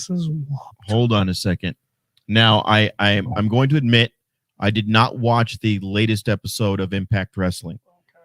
And obviously this is something because I'm going to be honest. I wanted to wiki the current roster of Bullet Club. So on Japan, we got Bad Luck Fail, Chase Owens, David Finlay, Dick Togo, Evil, Geto, Kenta, Sho, Taji Ishimori, Yujiro Takahashi. Okay. In U.S., the tag team champions, Ace Austin and Chris Bay, the Impact tag team champions. And now they said Clark Connors. Yeah, he's the newest member. I was up, I think, yesterday. Okay. All right. Now, Bullet Club Gold is Jay White and Juice Robinson. Okay. And in Australia, Jack Bonza, Lyrebird Lucci, Caveman Ugg, Tome Flip, Stevie Flip. Okay. Wait. These are 2000. Okay. This all active. Year? All active. Okay. Now and then you're all former members. Well, no, this is all active. Everything I just read was all active. Okay. Your former members, holy crap. Jeff Jarrett was in the Bullet Club. You got Adam Cole, Hangman Page, AJ Styles, Bone Soldier, Cody Rhodes. Yes, he was. Cody Hall, Doc Gallows, El Fantasmo, El Terrible, Frankie Kazarian. I didn't know that. That's interesting because that's very interesting to me, actually, that Kazarian was in Bullet Club. Gino Gambino, don't know. Hikuleo, Jetto, Jeff Jarrett, Carl Anderson, Kenny Omega. That could be interesting. That could be a possibility. La Comandante, Marty Skrull. I don't know where he's been. Matt Jackson, Nick Jackson. Yep. Prince Devitt, which is Finn Balor. Ray Bucanero, don't know. Robbie Eagles. Tama Tonga. He got kicked out recently. That's and the man, I like that guy. Tonga Loa. So those are the Gorillas of Destiny. Yes. They got kicked out. Part-time Amber Gallows. Don't know who that is. Brandy Rhodes. That would be Gallows' wife. Yeah. Mayo. Don't know. Mephisto. King Haku. Tokyo Latina Peter. Scott D'Amore? Scott D'Amore was in for 1 year. And Scott Norton. I don't know what Scott D'Amore did. Scott D'Amore is kind of a wrestler. He's the writer. He's the he was the Canadian guy in Wasn't he one of the Canadian guys? Yeah. Isn't he the current writer or whatever? Or GM Scott of D'Amore Impact? is the executive vice president Of Impact. Yeah. So here's the thing. What I would like to see is I'd like to see all active members do it like Aces and Eights did in Impact Wrestling, sweep through every promotion and just dominate every promotion. I want to see them take the belt from MJF too in some form. I want to see either Kenny Omega. I'd love to see Kenny Omega take the belt from MJF, honestly, and then just be mega heel level. I'd like to see him sweep. I want to see Bullet Club sweep everything for a summer of 2024. Maybe let it rue. Let it build up. Do you think that's fair? Yeah, let it build up. Let's distinguish the two Bullet Clubs, Bullet Club and Bullet Club Gold. Let's just have a period from now until the summertime where they're just taking over, they're recruiting, they're adding more stake to the fire a little bit, just have them, take over Impact a little bit, take over ROH a little bit, take over. But New if we Japan get the cleaner and build up to this huge world takeover of Bullet Club, where it's just the summer of Bullet Club. So where it's just 4 or 5 months, where it's just Bullet Club has every title, they're running around every promotion. I love it. I love that idea, Rob. Thanks for fighting with me for 47 minutes so we can get to the point where we're back in kinship and we agree on something. Bullet Club should run the world. Don't touch me ever again. I know you got AIDS. I know you. All right. Oh my God! What, you even talked to my ex? Yeah, actually, according to her, I've got it. Messaged me and said that you got the you got all of them. You know what? She probably did too. She didn't. That's I rude. know. That's no. I don't talk to your ex-boyfriends. No. Listen, I like the idea. What happens in Vegas stays in Vegas. It's true. And sometimes stays in your bloodstream. I like the idea. I probably have AIDS. I shouldn't be hugging you. I know. I will say this: we are too late for 6:30, so we're too late for the other place. Oh, good. Well, let's just keep going and talk about Bullet Club for a little bit. I would like to see that. I would like to, but I need to see two distinguished sides. I need to see Bullet Club with a leader and an established leader. And so, do you make a Jay White? Oh, no, I got it. Humor me. If you, yeah, bad choice of words. If you do Bullet Club with each promotion, they should do it where they have a captain. They elect a captain from each promotion. Yeah. And then what they do is one day you just say, okay, we're going to do an AEW because that's the flagship one. We're going to have a triple threat match, Bullet Club triple threat match, where you go, okay, whomever wins a triple threat match becomes the leader of all of Bullet Club across all three promotions. Who are my three guys? God damn it. Christ. You guys are going to hell. You guys are going to fucking hell. No. Picture it now, okay? Bullet Club's logo on the screen. Billy Gunn comes out. He's too sweet and everybody. I'm an ass man. We're ass boys now, baby. Yeah, Bullet Club for life. Give it up. Give that ass up. All right. No. In AEW, give me your ass because you've I'm got an Jay ass White. man. You've got Jay White. So Jay White would obviously want to be the leader. Jay White fights, and maybe either Kenny Omega gets involved and loses, but Jay White would have to be the AEW guy.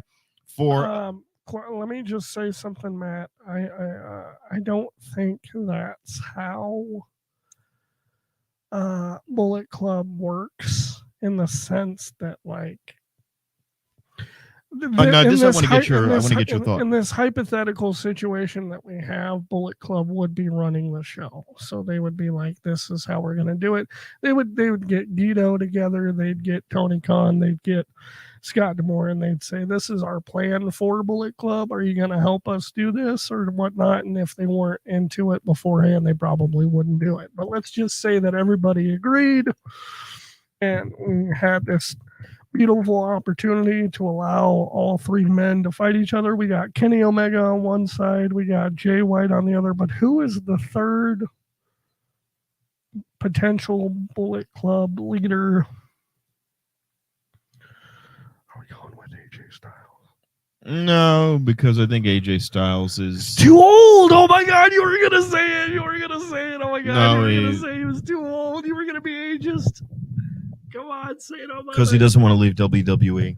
We were talking about everybody And we leaving just- WWE and taking over the world. We were doing this whole hypothetical No, thing no, where no. we got Oh all my the God. members out and everybody was. We had the Gun. We had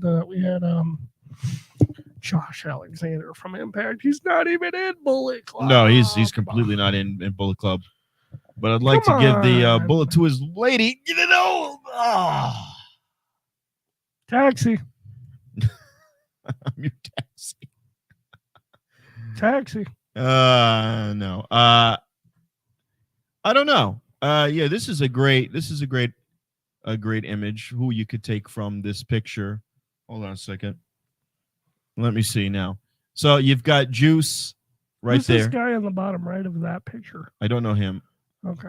Adam Cole, the Bucks. See, these are all. So this is all the AEW roster now, basically. Okay. Like except for him, everybody here is all AEW. Right. All of these guys. And for Well, one not moment, Cody. Cody's WWE Shmee. yeah, I know, and he's an idiot. He's Yeah. screwed up. Yeah. You effed up. You fucked up. You fucked up. Yeah, Yeah. he's going to be sitting, languishing forever, twisting in the wind until Mhm. one day H gives him his belt, and then by that point nobody will care because he took too long to do it. Yeah. So let's figure out who we have. Well, we have an Impact. I would want it to be let's Kenny have Chris Omega. Bay from Impact. Let's have New Japan. Let's have who's the current leader? Finlay. Yeah, that's the problem. And then If Jay let's White was have- still there, you could have said And Jay then White. let's have Kenny Omega because honestly, Kenny Omega's got a bigger ego than I think Jay White does. So let's just say that it's Jay White versus Chris Bay versus Finlay. So it's the technical leader of the Bullet Club right Is now. Hikuleo still over there in NJP? Yes. Maybe he could be a leader. I don't know. So Finlay, Omega, Chris Bay. Who are we making the official leader of Bullet Club? Who is it again? Finley? No. Finlay, who's the current leader of the Bullet Club. Kenny Omega and Chris Bay. You got to go Kenny Omega. He's already been a leader. Yeah, but you threw that name out there, so because here's what I think can happen.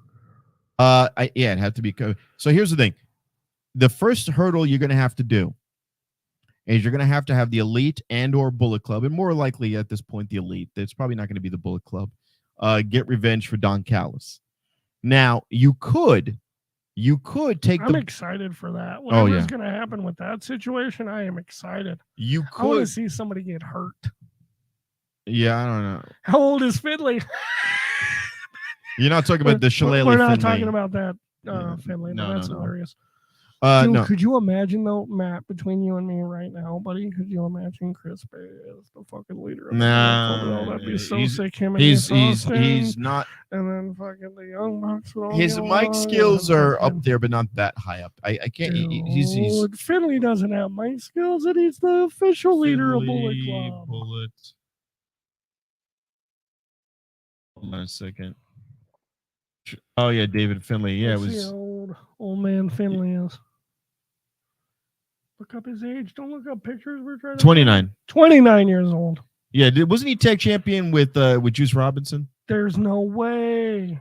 That's his kid. David Finlay is the other Finlay's kid. Relative Fit Finley. Yeah, David Finley is the father. Holy crap! Wow, that's actually sick. No, that's what we need. We need Fit Finlay as the leader of the Bullet Club. That would be Oh sick. my god! Are you I'm never kidding? giving you an energy drink again. You turned into a bigger dick than me. William Regal is the Bullet Club champion. All right. No. I just, in my opinion, I would love to see Chris Bay as the. No, I know that you have an affection for him because he's been a Vegas guy. And he's cool. I would call him a really lieutenant. Happy. I was really happy when he actually joined Bullet Club because I was like, okay, cool, this is tight. The smartest choice would be Omega, just because Finley at 29 years old, I don't think is ready to really be the No. Kenny, especially an organized Bullet Club. What I would want personally, is a scenario. Oh, hold on a second. I want to take this, and I didn't get my brother. Shares a message. Yay! I should have done this earlier. Crap. I just didn't want to. Yeah, so Omega is the leader. Yeah, it has to be. But no, but this is also a way to give him the belt collector. Well, sure. Sure, he could be the United States IWGP, and then he could be the other champ, and then, you can have Bullet Club as the junior champions, and then you can have God as the heavyweight champions, and then you can just take like an ROH title here and there, maybe an Impact title. What I want to see in the immediate, though, it's either the Elite or Bullet Club. I would like to see the Elite marry the Bullet Club, maybe, and beat the crap out of Blackpool Combat Club. You have to resolve that one way or the other. I feel like Bullet Club is for life. So they should already be doing that, kind of pushing towards that, because the Bullet Club Elite, if one faction is being attacked, it would make sense that the rest of the faction would help. There we go. Billy Gunn versus Fit Finley versus PCO for leader. But by the way, PCO wins matches and nobody complains. You'll never hear me complain about PCO winning a match.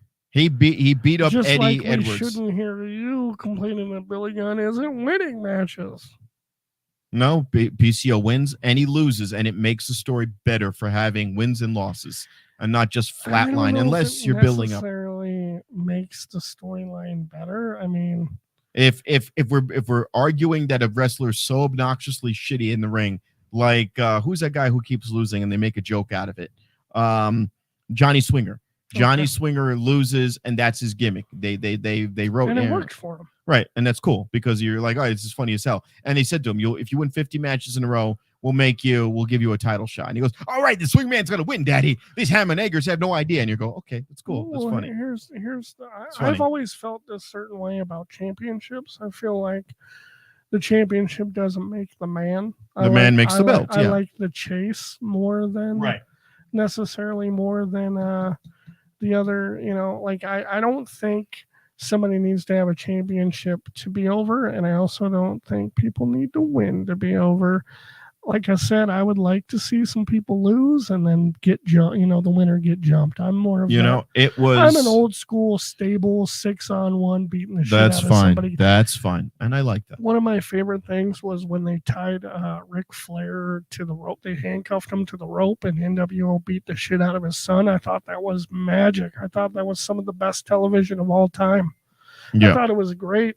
7-on-1, just beating the dog shit out of people. I love it. And it was his kid too. Did you hear their side of the story? The other people that were involved in that fight, what they said about Hogan taking advantage a little bit with that belt? Well, he always did. He would never drop the belt to anybody. No. He took his little weight belt that he had off that said Hollywood on it, and he beat the shit out of David Flair, with Ric Flair tied to the ropes or whatever. Yeah. Well, the other people that were in the ring said that maybe he could have been a little lighter with his swings. Right. On the kid. Right. So David Flair never wrestled for very long. No. Ever since Jody got the Cats championship, he blown up. I mean, listen, Jody was a star before we gave him that championship, and unfortunately, Cats Pro hasn't been able to help elevate him as much as we wanted to. So that kind of sucks. But I think this second time around, Cats Pro is going to be able to. Do you think he's out of reach? As much as he was able to help me. What? He's not out of reach, is he? Who? Jody, what I'm saying is, I genuinely like your promotion. I like the product you do. Sure. And honestly, and I've said this story before, and I'll do it real quick one more time. There's a gentleman, a good friend of mine who's a Marine, named Dier. and he wanted to be a wrestler. And Marcus suggested we go to we call up a friend of his at Freak Show Wrestling, and she said training is something like $100 a session or something. Mm-hmm. I don't remember how much. I throw a number out there, and we said okay, and then we forgot about it. Then he brought it up one more time, Marcus, and he met my buddy Dier, and he said, "Hey, don't go to that promotion. They're not doing it anymore. Go to Versus Pro Studios at the Boulevard Mall on Maryland Parkway in Las Vegas, and you can get started there." And we got there, and we saw these two guys there, Wes mm-hmm. and another gentleman, and we said, "Hey, we're here." And they went, "Who the hell are you?" And we're like, "Hey, we're here to learn how to wrestle." And they're like, "Huh? Who told you about us?" "Marcus Dietz." "Who's Marcus?" "Hey." And "Oh God, that guy." One guy said, "Jesus Christ, that guy." The other guy said, "No, he actually just did. He was your first Cats Pro show." Mm. And they said, "You had a great show. You got funny bones. You booked this guy, that guy, Sandra Moon, so on and so forth." And he went, "Really? Marcus got them?" "Yes." "And it was good. Everyone got paid. There was no funny business." And you were, the other gentleman in the conversation was like, "Oh shit." You were over. There was when it comes to the wrestling, the local wrestling scene, for what few performances or shows you've put on, you've only had 2. There was no one who talked smack about it. Yeah, and that's just, no one talked smack about it. We learned from those first 3 shows. We're gonna try something different this time. But yeah, enough about me. No, but I'm saying that I'm saying that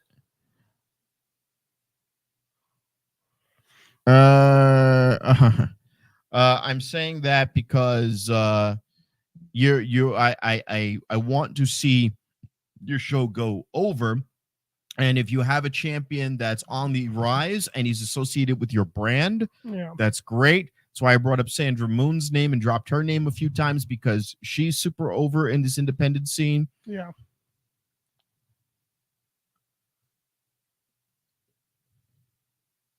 Yeah, that first show was nuts.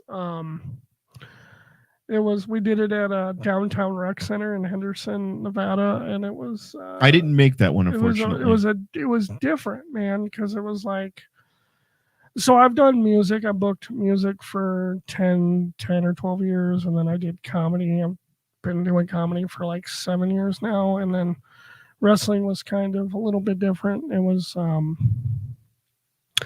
different. It was rough. So we got plans. I'm going to give you guys a sneak peek as to who our next announcement's going to be.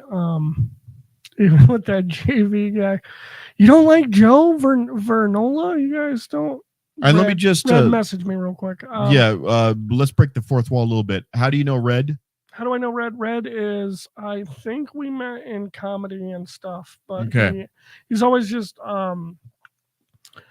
been like a supporter, and always like see him out at shows, and he does his own karaoke night, I think, and he's just I don't know. I've known him for like about 6 or 7 years, and he's just kind of been everywhere. If there's entertainment of some sort around, he's been supportive of Cats Pro, of comedy, of music stuff. So I've known Red for quite a while. Okay. That's cool. Back to what I was saying though. Surprise announcement. We're 1 hour, 52 minutes, 27 seconds in. We got 3 viewers. I think it's safe to... Are we going to be at Wembley Stadium? I think it's safe to announce a surprise guest. Oh, yeah. Who's that? For our Cats Pro show on 7/1, if you guys want to hear it. No, who's the guest? Do me a favor. Go to Google real quick. Over there. Go to Google. Don't worry about the background. The background doesn't matter. Go to Google. Put in EFFY. Effie? Effie. I think we're gonna have this young man. He's a star. I don't know if you guys have heard of Effie. Oh, he's got his own page, and he's got a Wikipedia page with a face. He's got a Wikipedia and everything. But I think I don't know. He's 32. He's getting old there, Marcus. Hey, I don't know, man. If you All right, so what do I need to know about this guy? Okay, first off, have you heard of the tag team Bussy? No. All right. Rob, do you know what a Bussy is? Yeah, the Bussy. Yeah, the Bussy. You're saying it wrong. That's why. I'm saying it on purpose. Yeah, the Bussy. Yeah, no, the so Bussy. There's a tag team of two very talented human beings, and one half of that talented human being is a man named Effie. And Effie is a very entertaining gentleman. He's world renowned. Does he stick lollipops in his trunks? No, he's pretty awesome.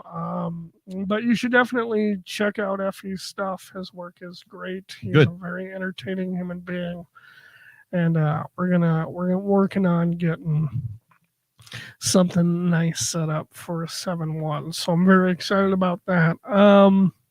Damn, Jeff Hardy does look old.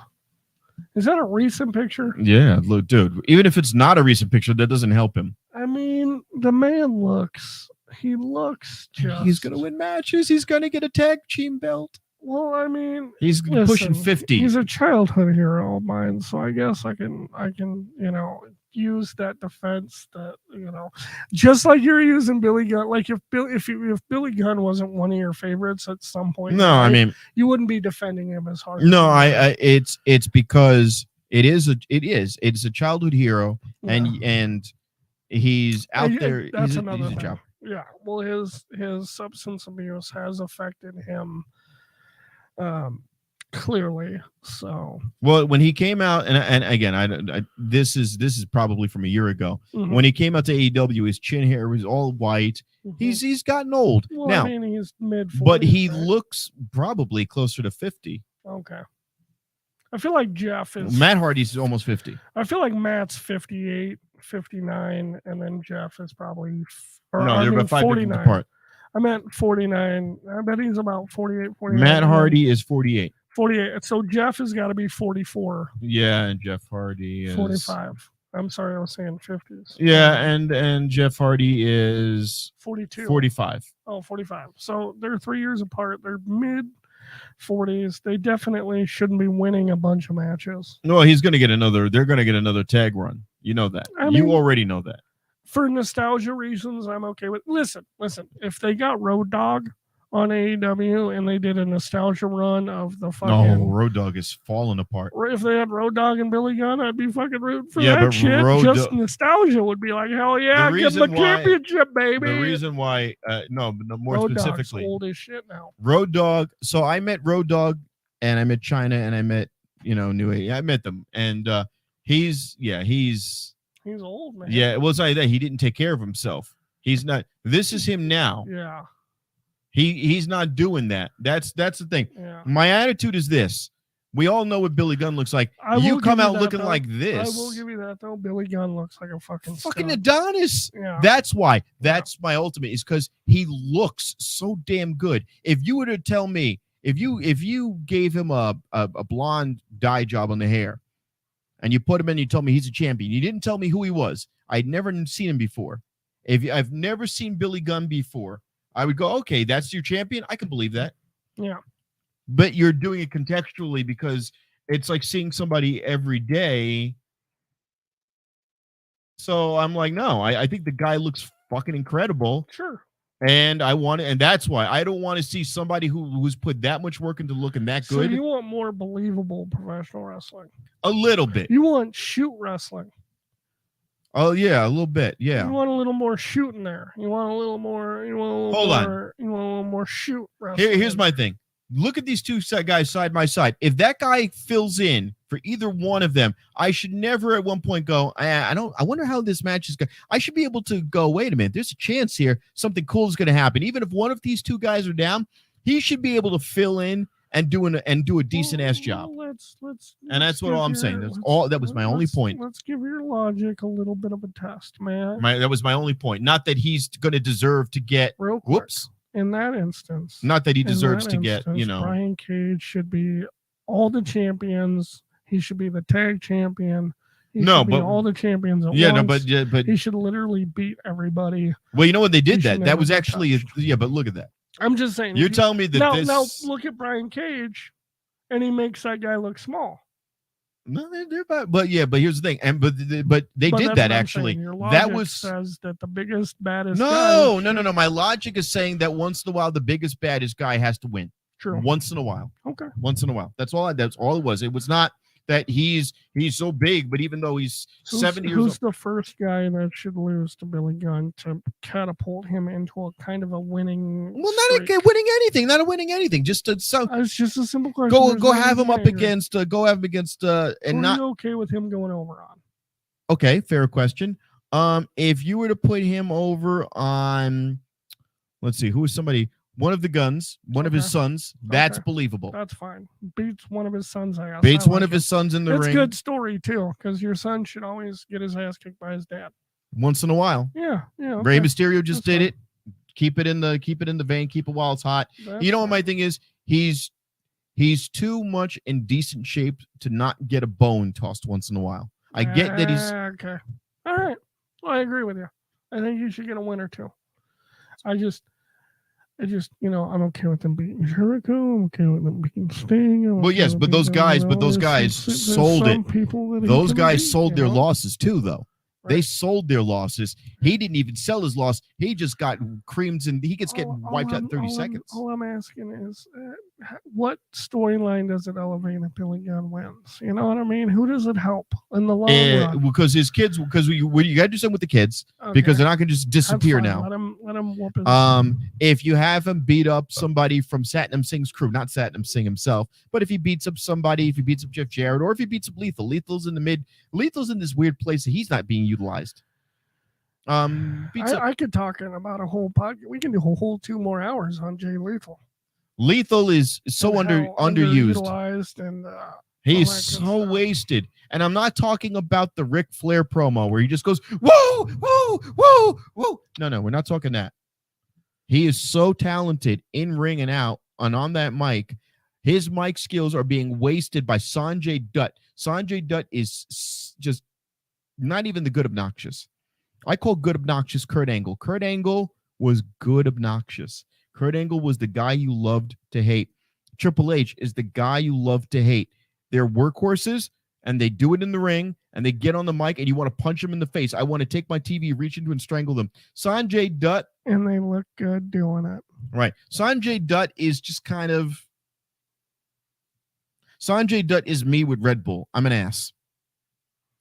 I'm glad that we got through that. All right, let's cut we got nothing else to talk about. But we put it out there. I do want to get a theme going, and we're got some work segments. On some stuff. Also, I think we're gonna have a special guest. I'm talking to somebody right now. We might have a special guest next week. You're gonna see from us. Our goal is we want to be able to bring some of these local Vegas wrestlers and give them every opportunity to shine.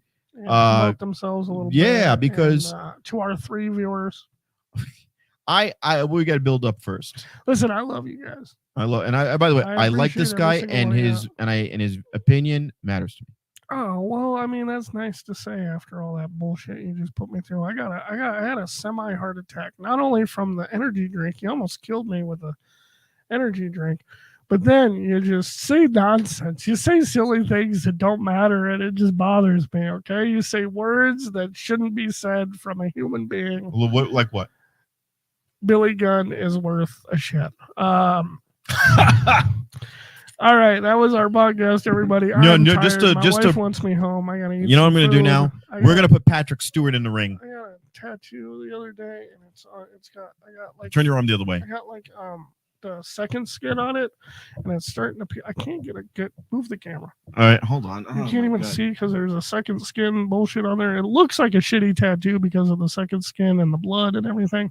It's not a shitty tattoo, I promise. You got an ace of spades. I got an ace of spades with a bullet hole in it. What's that supposed to represent? Well, there's 3 things. There's 3 things that it and then we'll leave with that. Number 1, I'm a comedian at heart, so I always want to be able to say I have an ace up my sleeve. Okay. That's always, whatever. You're not wearing a sleeve. You have a short sleeve shirt. Sure, but I mean, I could wear sleeves during the winter. Number 2, I feel like in life we're dealt cards sometimes, and you kind of got to deal with the cards that you're dealt with. And mine is all burnt up and ruined, and there's a bullet hole in it. So it's kind of like this whole thing about life being shitty. And also, I might be a gambling addict. So there's three things going on. And my thing is, these two men are old. He's got white hair right now. Yes. They're amazing talent, and they should win every single match. And you can bet on that. All right, I think with that we're going to go, and we want to be able to bring you more local talent as well. Absolutely. I would actually like to transition into doing this, but with the local promotions. Yeah, that would be nice. So we should, you know what you should do is you should podcast at the Cats Pro Show. You should do a live Rob and Marcus Hate Wrestling. We'll find another guest for you to do, have a substitute. But we should do that. We should do the Rob and Marcus Hate Wrestling podcast live. I would love to at the Cats Pro Show. No, I don't want to step on toes. Do you the last time you did it, you did have a live broadcast team. Well, yeah, they would do the commentary, and they would be loud or whatever, and you would hear them, and you would do this through this thing and system and such. Mm-hmm. So it would be live to the audience. We'll figure it out. But that we're gonna do it. We're gonna find a way. And I definitely like what Sky does. And unfortunately, Versus Pro Studios is now a novelty store that sells kids' party toys and anime figures. I wonder if so sad. I wonder if they if do okay. I couldn't think of a joke quick enough. All right. Well, we're gonna go. It's 5 minutes after 2. I know. I'm tired. We're gonna head back to Vegas. To kicked my ass. Fremont. Honestly. And I'm tired. And he's gonna make me lots of street tacos. I actually hate professional wrestling more after this podcast. You know what it is? That energy drink does it to me every time. Yeah, got you all riled up. Yeah. About Billy, you're riled up about Ass Man. Hey man, I'm an ass man. Can you please? And look at it, and he looks like he's taking it in the ass in that picture, and we know Bowens has. Why would you end the podcast like that? Now we can't. Now we got to go 7 more minutes. Oh my god! Look at that picture. Look at that picture. And they got the scissoring, and then Bowens looks like he's taking. You can't end the podcast on that. No, we're gonna get canceled. You can't say shit like that and then end the podcast like it. God damn it! And you learn nothing from. Hold on. He's an ass man, and he's an ass man, and they've both admitted that. Goodbye, everybody. Well, throw me in there too, because I'm an ass man. So, all right. Can we? Thank you. Goodbye. And good night. Good night.